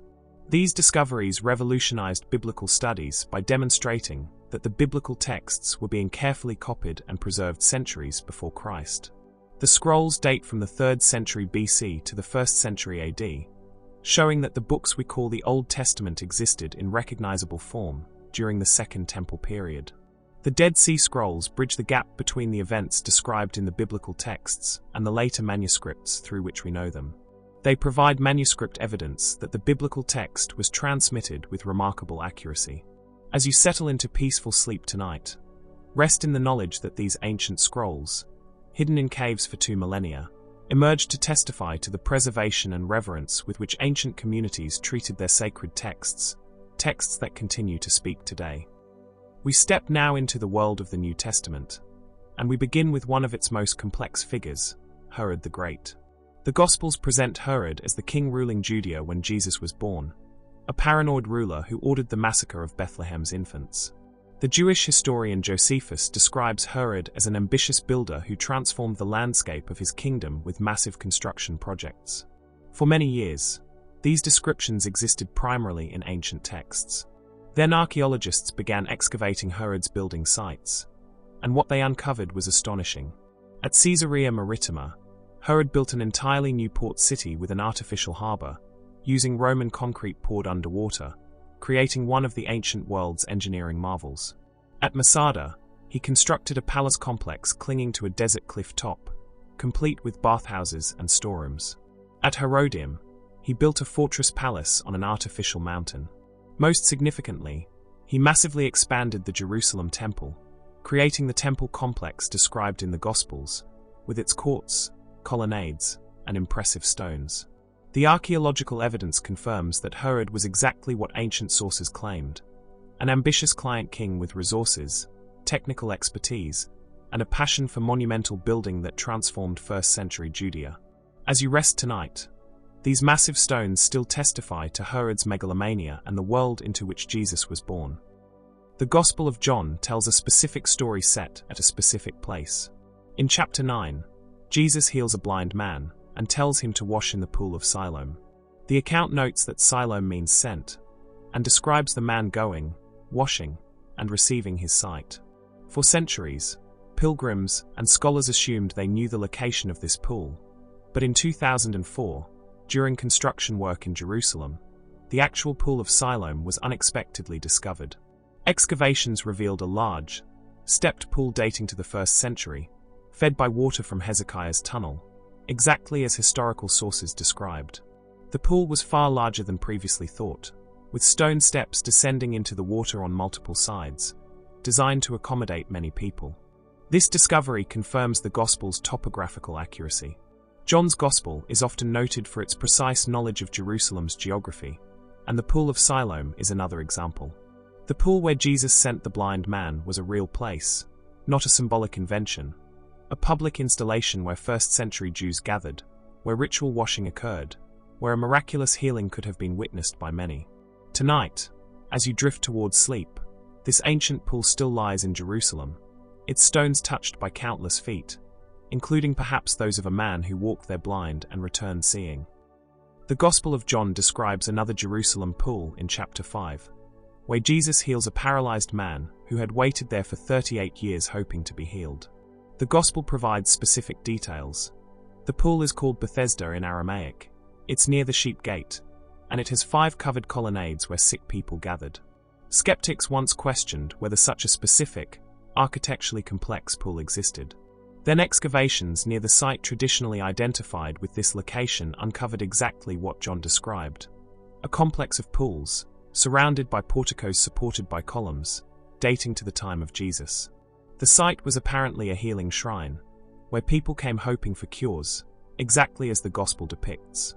The archaeological discovery validates John's detailed description, showing once again that this Gospel preserves accurate knowledge of Jerusalem's first-century topography. The writer knew the city, knew its pools, knew their purposes, and accurately described features that would be destroyed when the Romans leveled Jerusalem in 70 AD. The specificity of these geographical details argues for eyewitness familiarity with pre-destruction Jerusalem. As you settle into rest, imagine this ancient pool, surrounded by colonnades, filled with the desperate hope of people seeking healing, the setting for an encounter between suffering and divine compassion. In 1961, during excavations at Caesarea Maritima, archaeologists discovered a limestone block that had been reused in later construction. When they examined the stone, they found a Latin inscription that included the words Pontius Pilate, prefect of Judea. This was the first archaeological evidence outside the New Testament and later Christian sources that confirmed Pilate's existence and title. The Gospels and the Book of Acts describe Pontius Pilate as the Roman governor who condemned Jesus to crucifixion, and various ancient historians mention him briefly. But this inscription, contemporary with Pilate's rule, provides direct, non-Christian confirmation. The stone was apparently part of a dedication from a building Pilate commissioned, probably a temple to the Emperor Tiberius. The inscription confirms Pilate's official title as prefect, a detail that matches the historical record. For those who doubted whether the Gospel accounts preserved accurate historical information about Roman administration in first-century Judea, this stone provides compelling evidence. Pilate was real. His authority was real. The political context of Jesus' trial and execution described in the Gospels reflects genuine historical circumstances. Tonight, this stone bearing Pilate's name rests in a museum. Unexpected testimony from a ruler who never imagined his decision to execute a Galilean teacher would echo through history. Caesarea Maritima, Herod's magnificent port city, served as the administrative capital of Roman Judea during the time of Jesus and the early church. Excavations there have revealed a thoroughly Romanized city with Latin and Greek inscriptions, Roman architectural styles, a theater, amphitheater, hippodrome, and administrative buildings. This was where Roman prefects like Pilate lived and governed, far from Jerusalem's religious tensions. The archaeological remains support the New Testament's portrayal of Roman governance in Judea.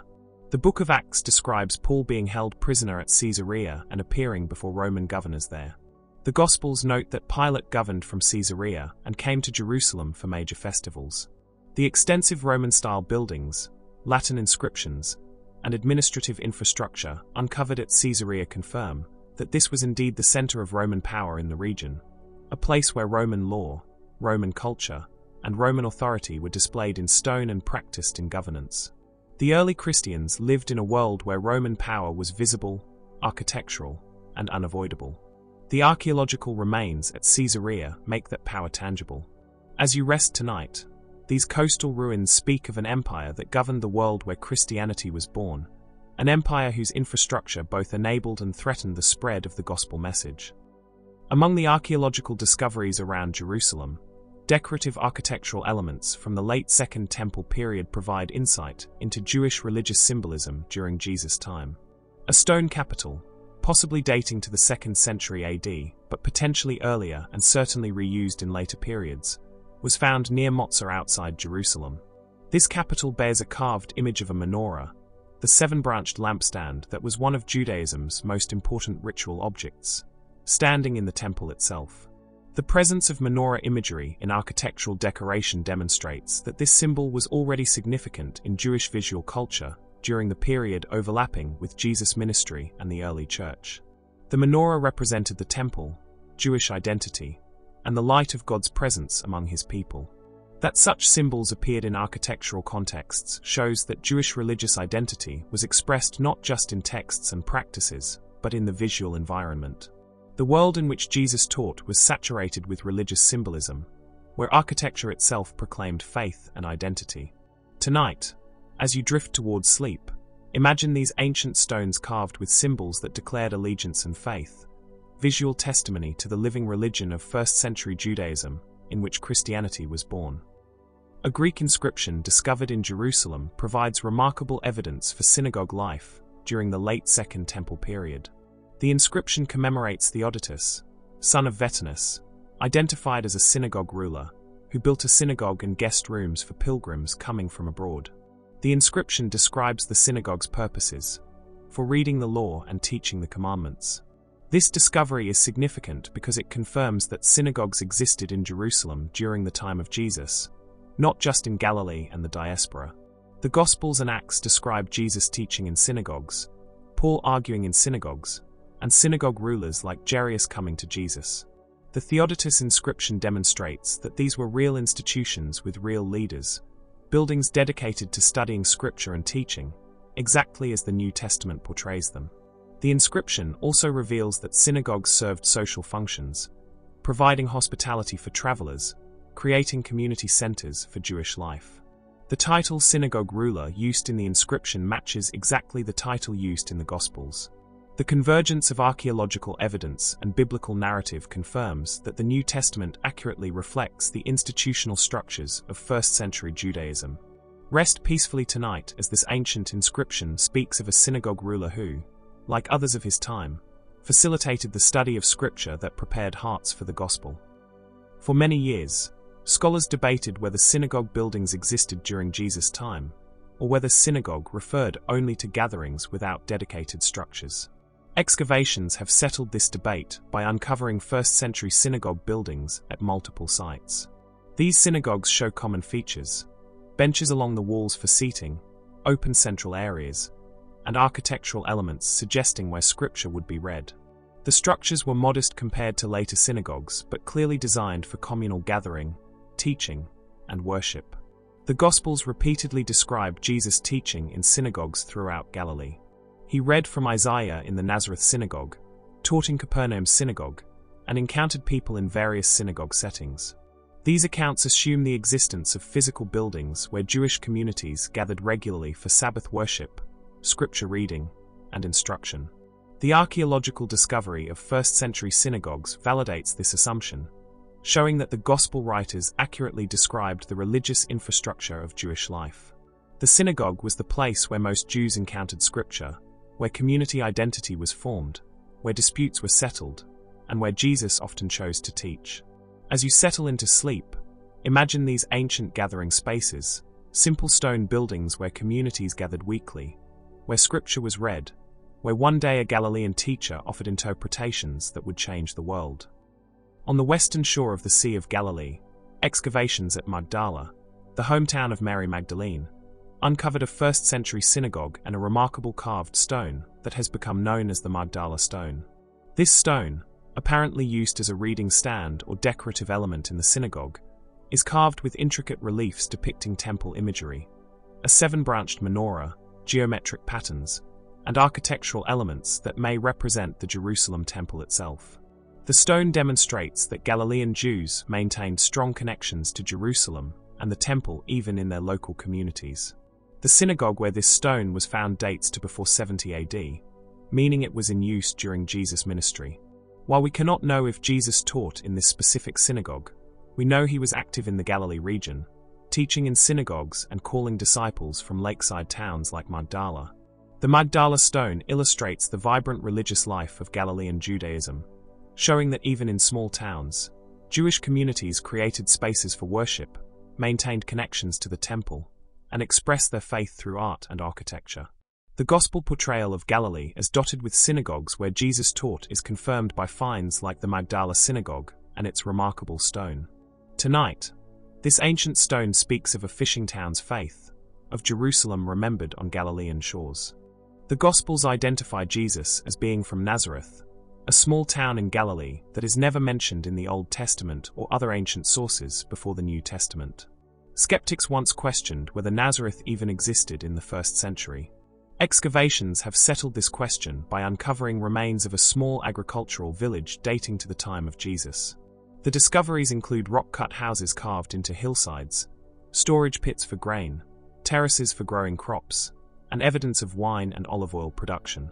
This was a humble, rural community, isolated from major trade routes, insignificant in the region's political or economic life.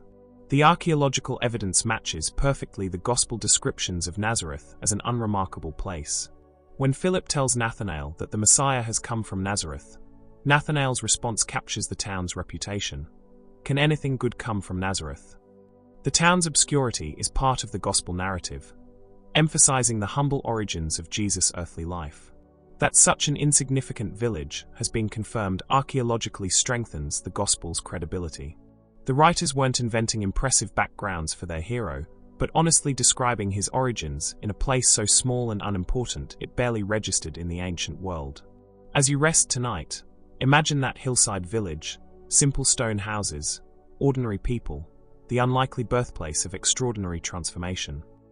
On the northern shore of the Sea of Galilee, excavations at Capernaum have revealed a 1st century fishing village that the Gospels identify as Jesus' base of operations during his Galilean ministry. The excavations uncovered simple basalt houses with courtyards, where extended families lived together. One house, later modified with plastered walls and clearly adapted for Christian gatherings by the mid-1st century, has been identified by tradition as Peter's house, where Jesus stayed. While that specific identification cannot be proven archaeologically, what's clear is that this was indeed a modest fishing village of the sort described in the Gospels. The houses are unpretentious, built from the local black basalt stone, with roofs that could be dug through, as described in Mark's Gospel when friends lowered a paralyzed man to Jesus. The village shows evidence of fishing industry and modest prosperity, but nothing suggesting wealth or significance beyond its lakeside economy. The Gospels describe Jesus making Capernaum his headquarters, teaching in its synagogue, staying in Peter's house, and performing miracles there. The archaeological remains confirm that Capernaum was exactly the kind of working-class fishing village that could serve as a base for an itinerant teacher ministering to common people. Sleep peacefully as these basalt stones remain, foundations of houses that once hummed with daily life and perhaps echoed with remarkable words. The Gospels mention Bethsaida as the hometown of several apostles, including Peter, Andrew, and Philip. This fishing village on the northern shore of the Sea of Galilee has been sought by archaeologists for decades. Recent excavations at El Araj, a site on the lake's northern shore, have uncovered remains of a Roman-period fishing village and, significantly, a Byzantine church built over what early Christians apparently venerated as an apostolic site. The discoveries include fishing weights, anchors, and evidence of the maritime economy that would have employed fishermen like the apostles. A mosaic in the Byzantine church suggests early Christians identified this location with Bethsaida.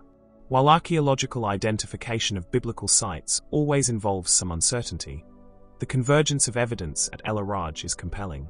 A fishing village existed here in the 1st century. Early Christians built a church here. The location fits the gospel descriptions of a town on the lake from which Jesus called disciples. If this is indeed Bethsaida, then archaeology has located the hometown of several of Jesus' closest followers, a place where ordinary fishermen received an extraordinary call. Tonight, as you drift towards sleep, imagine this lakeside village, fishing boats on the shore, men mending nets, their lives about to be transformed by an invitation to follow. The Gospels portray fishing as central to the economy and daily life around the Sea of Galilee. Several of Jesus' disciples were fishermen, and many of his parables and teachings use fishing imagery. Archaeological work around the lake has confirmed a thriving fishing industry in the 1st century. Excavations have revealed remains of harbors with stone anchors, fishing weights, and installations for processing fish. Most dramatically, in 1986, when drought lowered the lake level, a 1st century fishing boat was discovered preserved in the mud. This boat, carefully excavated and now displayed in a museum, is exactly the type of vessel that Peter, Andrew, James, and John would have used in their fishing business. The boat is large enough for a crew of several men, with space for nets and catch. It was built using 1st century techniques and materials. The discovery transforms the gospel fishing narratives from abstract stories to concrete reality. When Jesus called fishermen to follow him, making them fishers of men, he was speaking to professionals with boats, nets, equipment, and established businesses. Their decision to follow was economically costly, abandoning tangible assets for uncertain promises. The preserved boat helps us understand what they left behind. Rest tonight as this ancient boat speaks of the Sea of Galilee's working life, of men who fished these waters and heard a call that changed everything. The preserved 1st century boat from the Sea of Galilee, often called the Jesus boat, though we cannot know if Jesus ever stepped into this particular vessel, provides remarkable insight into the maritime technology and economy of the Gospel era. The boat measures about 27 feet long and 7 feet wide, constructed from various types of wood using mortise and tenon joinery, the standard ancient shipbuilding technique. It could be sailed or rowed, and was clearly used for fishing, the primary industry on the lake. The boat's design matches literary descriptions from ancient sources and artistic depictions of fishing vessels from the period. When we read gospel accounts of disciples rowing across the lake, of Jesus sleeping in a boat during a storm, of teaching from a boat while crowds gathered on shore, we can now visualize these scenes accurately. The technology was simple but effective. The boats were sturdy enough for the lake's sudden storms, yet light enough for a crew to manage. The preservation of this single example allows us to understand the entire fleet that once worked these waters, the vessels that carried disciples to their encounters with Jesus, the boats that witnessed conversations and miracles now recorded in Scripture. As you settle into peaceful sleep, this ancient boat rests in its museum, testimony to Galilean maritime life and the vessels that sailed through gospel stories. Understanding 1st century Jewish burial customs illuminates several gospel narratives. Excavations around Jerusalem have revealed hundreds of rock-cut tombs from this period, providing clear evidence of how wealthy and middle-class Jews buried their dead.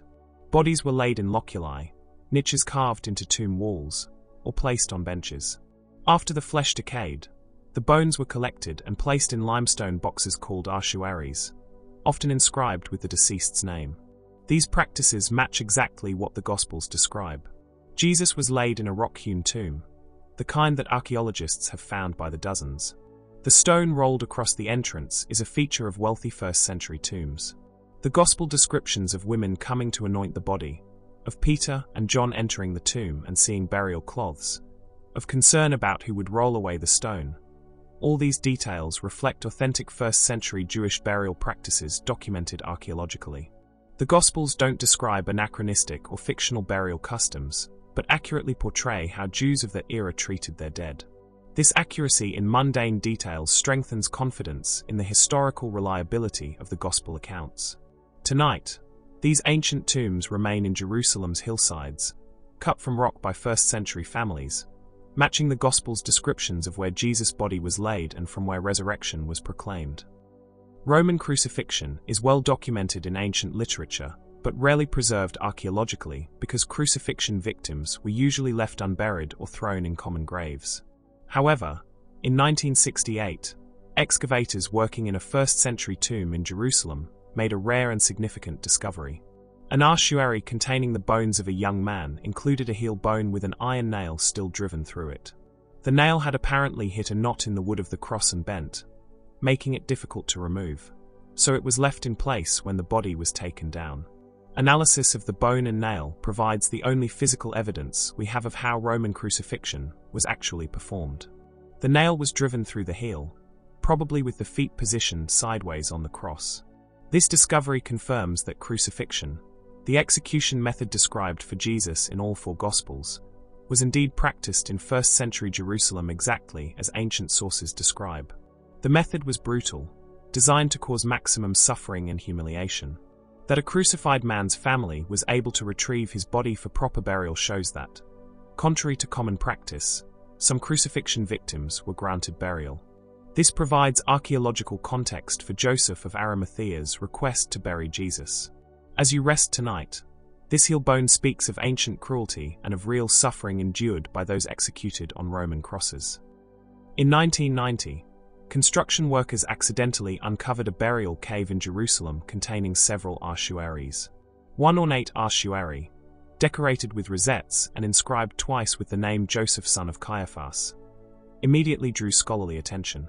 The Gospels identify Joseph Caiaphas as the high priest who presided over Jesus' trial before the Sanhedrin. This ossuary, dating to the 1st century, contains the bones of an elderly man and several family members. The name inscription matches the Gospel accounts precisely. While we cannot be absolutely certain this is the biblical Caiaphas, the convergence of evidence is compelling. The name Caiaphas was relatively uncommon. The person buried in this expensive ossuary was clearly of high status. The dating matches the period when Caiaphas served as high priest. The location in a Jerusalem tomb fits what we would expect for a priestly family. If this is indeed Caiaphas's ossuary, then we have the burial box of the man who interrogated Jesus, who heard his claim to be the Messiah, who tore his robes and declared it blasphemy. The bones of a man who participated in the most consequential trial in history rest in this box, unknown to him that his role in those events would be remembered throughout time. Sleep peacefully as this ossuary speaks of ancient decisions whose consequences echo still. An ossuary bearing the Aramaic inscription James, son of Joseph, brother of Jesus surfaced in 2002, sparking intense scholarly debate. The box dates to the 1st century and matches the period of James, the brother of Jesus, who led the Jerusalem church and was martyred around 62 AD according to the historian Josephus. The inscription is unusual because it mentions the deceased's brother, a detail typically included only if that brother was particularly notable. While the ossuary's authenticity has been questioned and debated, many scholars who have examined it conclude that both the box and inscription are genuine 1st century artifacts. The names are common, but the specific combination James Joseph Jesus, with the rare mention of a brother, fits perfectly with the New Testament's James. The Gospels mention Jesus' brothers, including James. The Book of Acts and Paul's letters describe James as a leader of the Jerusalem church. Early Christian writers record that James was martyred in Jerusalem.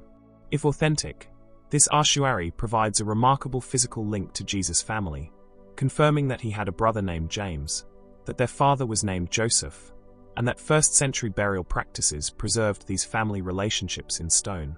As you drift towards sleep, this ossuary, controversial though it remains, speaks of family bonds and names preserved across 2 millennia.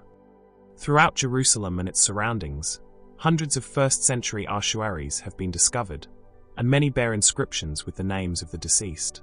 These names are remarkably familiar to readers of the New Testament: Mary, Mariam or Maria, Joseph, Jesus, Yeshua, Judas, Matthew, Simon, John, and many others. Some scholars have calculated the frequency of these names in the ossuary inscriptions, and found that they match closely the frequency of the same names in the Gospels and Acts. This correspondence is significant because it shows that the New Testament writers used authentic first-century Palestinian Jewish naming patterns. They weren't inventing names from imagination or drawing from different times and places.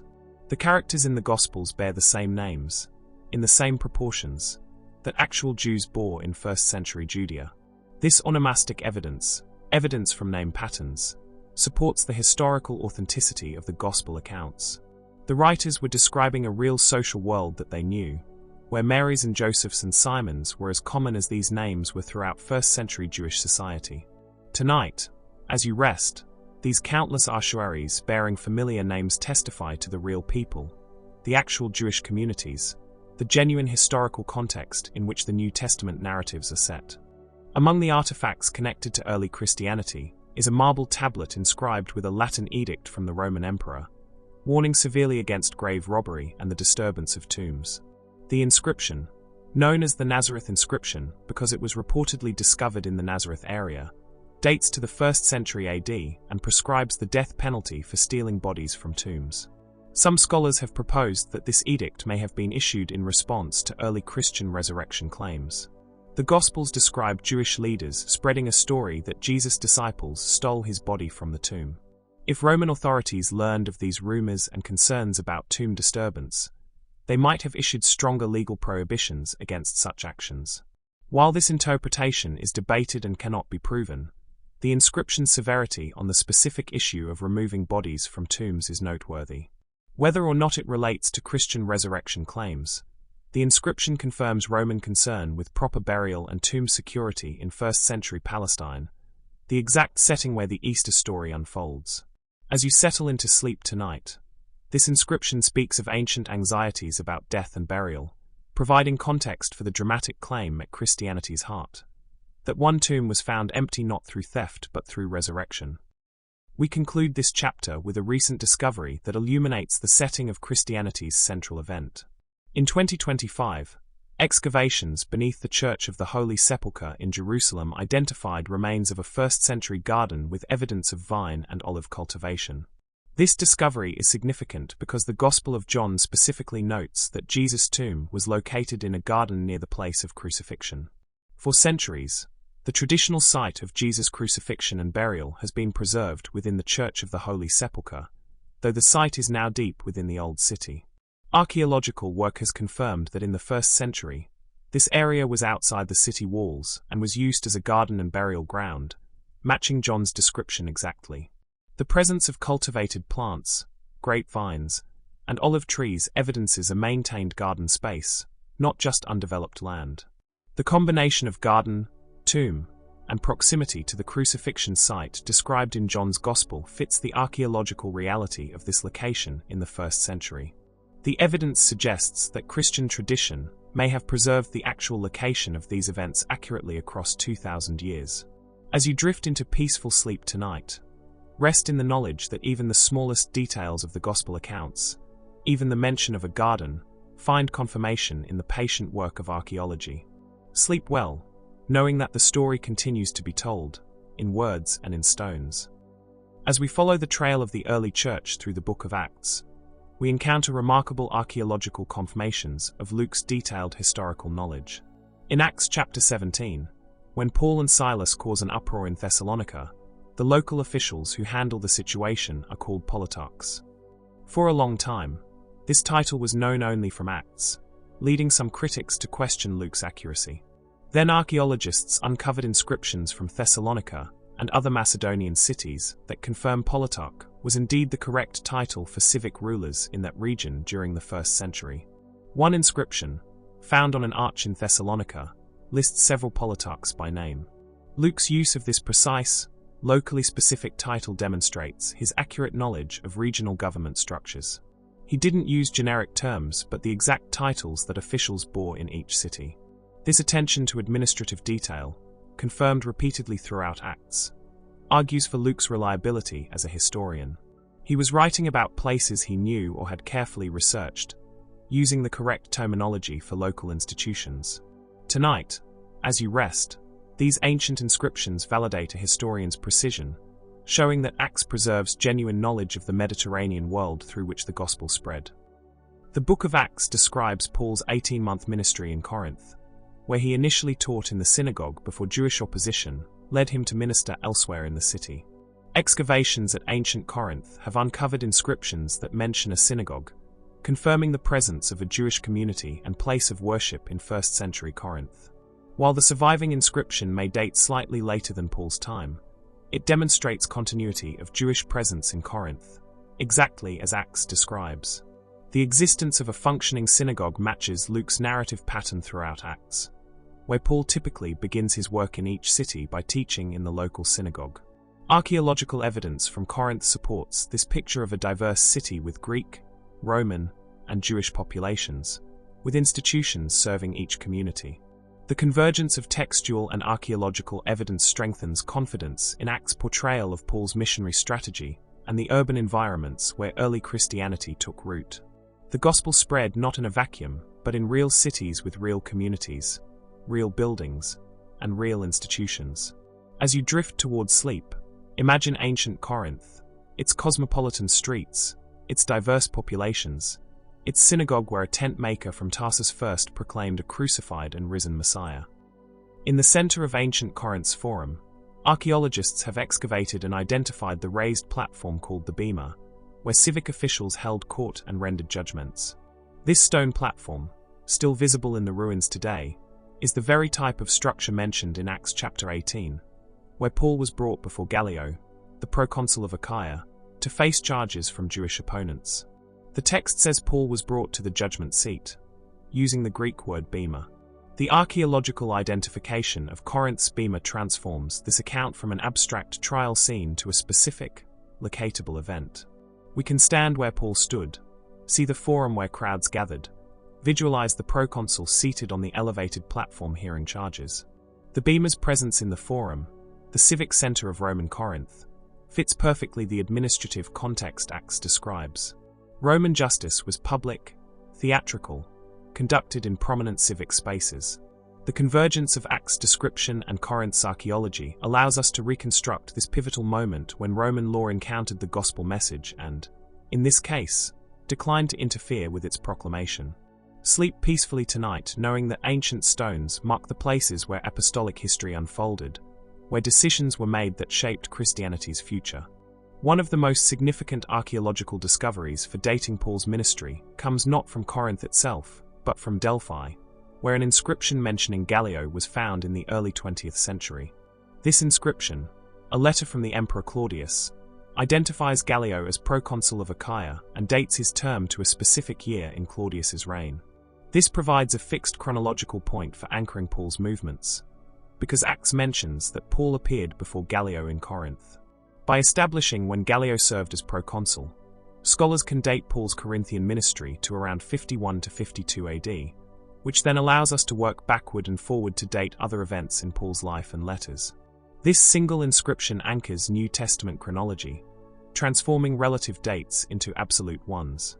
The Gallio inscription demonstrates how archaeological discoveries can validate biblical narratives while simultaneously providing the framework for understanding their historical sequence. Luke's mention of Gallio wasn't incidental.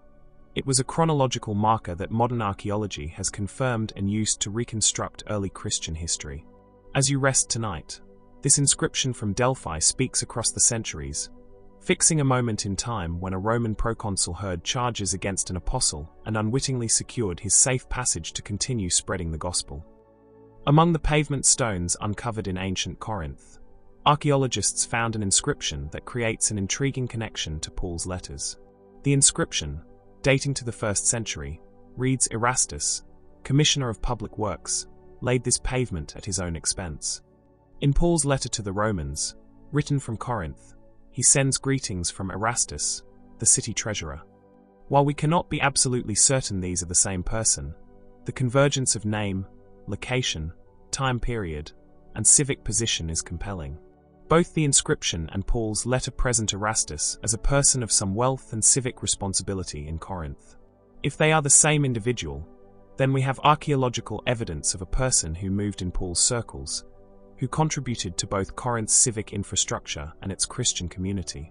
The inscription illustrates that early Christianity attracted people from various social levels, including those with wealth and civic standing. Paul's congregations weren't exclusively poor or marginal, but included people like Erastus who had resources and status. This diversity in early Christian communities, suggested by Paul's letters and confirmed by evidence like the Erastus inscription, shows that the gospel message crossed social boundaries from the beginning. Sleep well, as this ancient pavement speaks of a civic official who served both city and church. In the collections of the John Rylands Library in Manchester, England, rests a small fragment of papyrus that has enormous significance for New Testament studies. This tiny piece, catalogued as P52, contains just a few verses from the Gospel of John, written in Greek on both sides. The fragment is dated paleographically to the early 2nd century AD, perhaps around 125 to 150 AD. This makes it the oldest known fragment of any New Testament text. The significance lies in what this early date implies. If copies of John's Gospel were circulating in Egypt by the early 2nd century, the Gospel must have been written earlier, probably in the late 1st century as tradition claims. The fragment's existence demonstrates that John's Gospel was being copied and distributed within a few decades of the events it describes, carried far from its place of origin. This rapid copying and geographical distribution suggests the early church valued and preserved these texts carefully from the beginning. The small fragment, barely large enough to preserve a few complete sentences, testifies to the early transmission of the gospel message in written form. As you drift towards sleep tonight, imagine this fragment, preserved in Egyptian sands for 18 centuries, carrying words written soon after John's Gospel was composed, proof that the text we read today connects directly to the earliest Christian generations. While single-page fragments like P52 are valuable, more extensive early manuscripts provide even greater insight into the New Testament's textual history. The Bodmer papyri, discovered in Egypt in the mid-20th century, include substantial portions of New Testament books dating to the 2nd and 3rd centuries. Papyrus Bodmer II, for example, contains most of the Gospel of John from around 200 AD, showing that within a century or two of the Gospel's composition, copies existed that are remarkably similar to the text we have today. These early papyri demonstrate several important facts. First, the Gospels were being copied carefully and extensively in the early centuries. Second, the text was relatively stable, without the kind of massive variations that would suggest centuries of careless transmission. Third, the geographical distribution of these manuscripts from Egypt to Syria shows that the Gospels spread rapidly throughout the Christian world. The Bodmer papyri bridges the gap between the original Gospel writings and later complete manuscripts, providing evidence that the text was preserved with care across generations. Tonight, as you rest, these papyri remain in libraries, their pages preserving Gospel words written when some who had known the apostles might still have been alive, testimony to how carefully early Christians guarded the written testimony of their faith. In caves in the Judean wilderness, archaeologists discovered letters and documents from one of Judaism's last great revolts against Rome. Between 132 and 135 AD, Simon Bar Kokhba led a massive Jewish rebellion attempting to reclaim independence and rebuild the temple. The letters found in the caves, written in Hebrew, Aramaic, and Greek, reveal an organized resistance with military coordination, supply chains, and administrative structures. Bar Kokhba styled himself as Prince of Israel, and some of his followers considered him the Messiah. The letters use biblical language and appeal to prophetic hopes, showing how Second Temple Judaism continued to draw on Scripture for revolutionary inspiration, even after the Temple's destruction. While the Bar Kokhba revolt postdates the New Testament period, it illuminates the messianic expectations and revolutionary hopes that characterized first-century Judaism, the context in which Jesus was proclaimed as Messiah. The rebellion's failure, and the severe Roman response that followed, marked the end of Jewish political hopes in the land for many centuries. These letters preserve the voice of Jewish resistance, showing how biblical faith could fuel both revolutionary violence and the very different revolution preached by Jesus and the apostles. Sleep peacefully as these letters speak of ancient hopes, brutal wars, and a people's desperate attempt to reclaim what they had lost. The Book of Revelation includes letters to 7 churches in Asia Minor, including one to the church in Sardis. Archaeological excavations at Sardis uncovered one of the ancient world's most impressive synagogues, a massive structure that could accommodate perhaps 1,000 people, decorated with elaborate mosaics and inscriptions. While the surviving structure dates to the 3rd century, it was built on earlier foundations and represents the continuity of a substantial Jewish community in Sardis. The synagogue's size and prominence demonstrate that Jewish communities in Asia Minor were thriving, well-established, and integrated into city life. This provides important context for understanding Revelation's letters, which assume both Jewish and Christian communities in these cities, sometimes in tension, sometimes in dialogue. The early church didn't grow in a vacuum, but in cities where Judaism was already established, where synagogues were prominent, where Gentile converts to Christianity encountered Jewish neighbors and rival interpretations of Scripture. The Sardis synagogue, with its biblical imagery and elaborate decoration, testifies to Jewish vitality in the Roman world, the context in which Christianity emerged and defined itself. As you rest tonight, imagine this grand synagogue, its mosaics gleaming, its large congregation gathered, representing the Jewish world that both surrounded and competed with early Christianity. On the Euphrates River, at the frontier of the Roman Empire, stood the city of Gyriopos. When Persians besieged and destroyed the city around 256 AD, the defenders buried buildings along the walls for reinforcement, accidentally preserving them remarkably intact.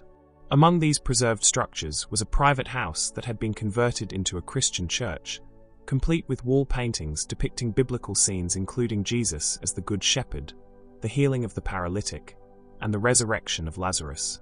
This house church demonstrates that even in the mid-3rd century, Christian congregations still gathered in adapted private homes rather than purpose-built church buildings. This matches the pattern described in Paul's letters and Acts, where churches met in the homes of members like Prisca and Aquila. The Gyriopos church shows the continuity of this house church model for over 2 centuries. The wall paintings provide some of our earliest Christian art, showing how believers visualized biblical stories and used images to teach and inspire faith. The church's location at the empire's edge shows how far Christianity had spread by the 3rd century.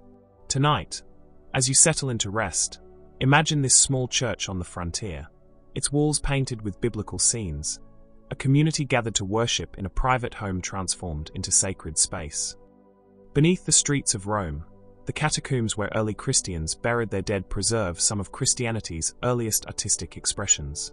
The walls of these underground burial chambers are covered with paintings and carved symbols dating from the 2nd century onward. The images are distinctive: fish, anchors, good shepherds, vines, peacocks, and explicitly Christian scenes like the resurrection of Lazarus or Jonah emerging from the fish. Inscriptions invoke Christ, speak of resurrection, and express hope in eternal life. These catacomb decorations demonstrate that belief in Jesus as risen Lord, and the use of distinctive Christian imagery to express that faith, spread early among ordinary believers, not just educated theologians. The symbols weren't just decoration but theological statements, proclamations of faith in contexts of death. The fish, for example, spelled in Greek the acronym for Jesus Christ, God's Son, Savior. The Good Shepherd represented Christ's care for his flock. These images match the theology preached in the New Testament about death, resurrection, and eternal life. As you drift towards sleep, imagine these underground galleries, their walls proclaiming faith in darkness, testimony to believers who faced death confident in resurrection, whose art still speaks of hope. On the walls of a building on Rome's Palatine Hill, scratched into the plaster sometime in the 2nd century, someone drew a crude but revealing image. The graffiti shows a figure with a donkey's head hanging on a cross, with a person standing nearby in worship. Below is written in Greek, Alexamenos worships his God. This is mockery, ridicule carved by someone who found Christian devotion to a crucified Savior absurd. Yet in its mockery, the Alexamenos graffito provides early non-Christian evidence of what Christians believed and how outsiders viewed them. By the 2nd century, Christians were known for worshipping someone who had been crucified, a scandal to pagans who couldn't imagine venerating an executed criminal as divine. The graffiti's crude humor reflects the offense of the cross that Paul wrote about in 1 Corinthians. The gospel message that seemed foolish to Greeks and scandalous to Jews also provoked mockery among Romans. Yet the graffiti's very existence confirms that Christian faith in a crucified and risen Lord was spreading and provoking response. The mockery failed, the faith endured. Tonight, as you rest, this ancient graffiti speaks of the scandal of the cross, of faith that seemed foolish but proved to be God's power, of mockery that has been forgotten while the faith it ridiculed spread across the world. From Hierapolis in Asia Minor comes a fascinating 2nd century Christian epitaph that illuminates early church life. The inscription is the grave marker of Abertius, who identifies himself as a disciple of a pure shepherd and as a bishop. The text is cryptic, using symbolic language that Christians would understand but outsiders might miss, perhaps due to periods of persecution. Abertius describes traveling to Rome, mentions faith and the Eucharist using veiled language, and speaks of being taught by Scripture and traveling among communities of believers. The inscription provides evidence of several features of 2nd century Christianity that connect to New Testament patterns. There were bishops leading local churches, as mentioned in the pastoral epistles. Christians traveled between communities, maintaining connections, as Paul's letters describe. The Eucharist was central to worship, as established in the Gospels and Paul's letters. Christian identity was expressed through shared symbols and language. The Abertius inscription shows continuity between New Testament Christianity and the Church of the 2nd century, demonstrating that core practices and structures persisted across generations. As you settle into sleep, this ancient gravestone speaks of a bishop who traveled, taught, and led his community, maintaining the faith handed down from the apostles. In 2005, during expansion work at Megiddo prison in northern Israel, workers uncovered an ancient church building with mosaic floors dating to the 3rd century. One mosaic contains a Greek inscription that reads, "The God-loving Akeptus has offered this table to God Jesus Christ as a memorial." This is one of the earliest known inscriptions explicitly calling Jesus God in an archaeological context. The mosaic floor comes from a Christian worship space in Roman Palestine, showing that Christianity had spread and established communities even in this region by the 3rd century. The reference to Jesus as God demonstrates that high Christology, the worship of Jesus as divine, was not a later theological development, but part of Christian faith from early on, as reflected in New Testament writings like John's Gospel and Paul's letters. The Megiddo mosaic provides physical evidence of Christian presence and belief in Roman Palestine, documenting the spread described in Acts and the letters. Tonight, this prison floor, which once supported worshipping Christians, testifies to faith that called Jesus God, to communities that met in his name, to a movement that continued spreading decades after the apostolic generation. We conclude this chapter beneath St. Peter's Basilica in Rome, where excavations have revealed extraordinary evidence of early Christian tradition. Beneath the basilica lies a 1st century necropolis, a city of the dead, where Romans buried their deceased along a road outside the ancient city walls. Among these pagan tombs is one that early Christians venerated as the burial place of Peter, the apostle martyred in Rome under Nero's persecution. The tomb is marked by graffiti invoking Peter, by a small memorial structure built over it, and by the deliberate orientation of Constantine's 4th century basilica to align with this specific grave.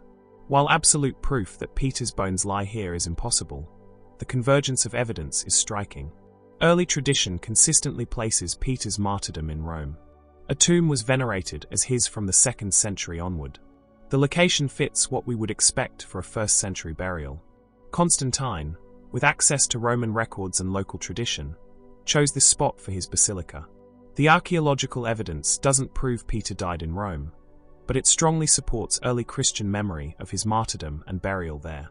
As you drift into peaceful sleep, rest knowing that early Christians marked and remembered the places of apostolic witness, that tradition preserved geography as well as teaching, that stones and bones still speak of those who carried the gospel to the ends of the earth. Our journey through archaeology and the Bible concludes not with the past, but with discoveries still being made today. In recent years, archaeologists announced the identification of Cave 12 at Qumran, joining the famous 11 caves where the Dead Sea Scrolls were originally found. While Cave 12 had been looted in antiquity and contained only fragments, its discovery proves that more scroll caves existed than previously known. New fragments recovered from this and other newly explored caves include non-biblical texts from the Second Temple era, expanding our understanding of the diverse religious community that lived at Qumran. These discoveries demonstrate that the Essene-like group that preserved so many biblical manuscripts had a rich literary culture beyond just copying scripture. They produced commentaries, hymns, community rules, and theological writings that help us understand Second Temple Judaism in all its complexity. The identification of additional caves reminds us that the earth still holds secrets, that archaeological discovery is ongoing, and that our understanding of the biblical world continues to deepen with each find. Even after decades of excavation around Qumran, new caves are still being identified, new fragments are still emerging from the desert sands.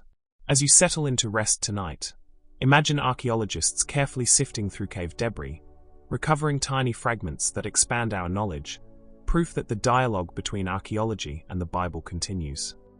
In 2025, a groundbreaking study used artificial intelligence and advanced paleographic analysis to re-examine the dating of Dead Sea Scroll fragments. The AI system, trained to recognize subtle features in ancient handwriting that might escape even expert human eyes, suggested that some fragments may be slightly earlier than previously thought. Among the texts potentially redated are portions of the Book of Daniel, with new analysis suggesting certain copies might be closer in time to the historical periods they describe. This redating, if confirmed by broader scholarly consensus, would reinforce how early some biblical texts were circulating and being copied. The study illustrates how new technologies continue to refine our understanding of ancient manuscripts. Methods that weren't available when the Dead Sea Scrolls were first discovered now allow researchers to extract more precise information from these precious documents. The ongoing refinement of dates, the application of new analytical tools, and the constant re-examination of evidence show that archaeology isn't static but dynamic, always incorporating new methods and reaching new conclusions. Tonight, as you rest, researchers continue their work, applying cutting-edge technology to ancient texts, pushing our knowledge forward, demonstrating that the conversation between past and present never ends. We conclude with a discovery that spans more than a millennium of biblical influence. At a 5th or 6th century Byzantine monastery near Kiryat Gat in Israel, archaeologists uncovered a beautiful mosaic floor bearing an inscription in Greek. The inscription quotes Deuteronomy chapter 28, verse 6. "Blessed are you when you enter and blessed are you when you leave." This blessing, originally written in Hebrew more than 1500 years before this mosaic was created, was still being read, memorized, quoted, and incorporated into Christian worship spaces a millennium and a half later. The mosaic illustrates the remarkable continuity of Scripture, how biblical texts remained alive and relevant across vast spans of time, how they moved from Hebrew to Greek, from synagogue to church, from ancient Israel to Byzantine monastery.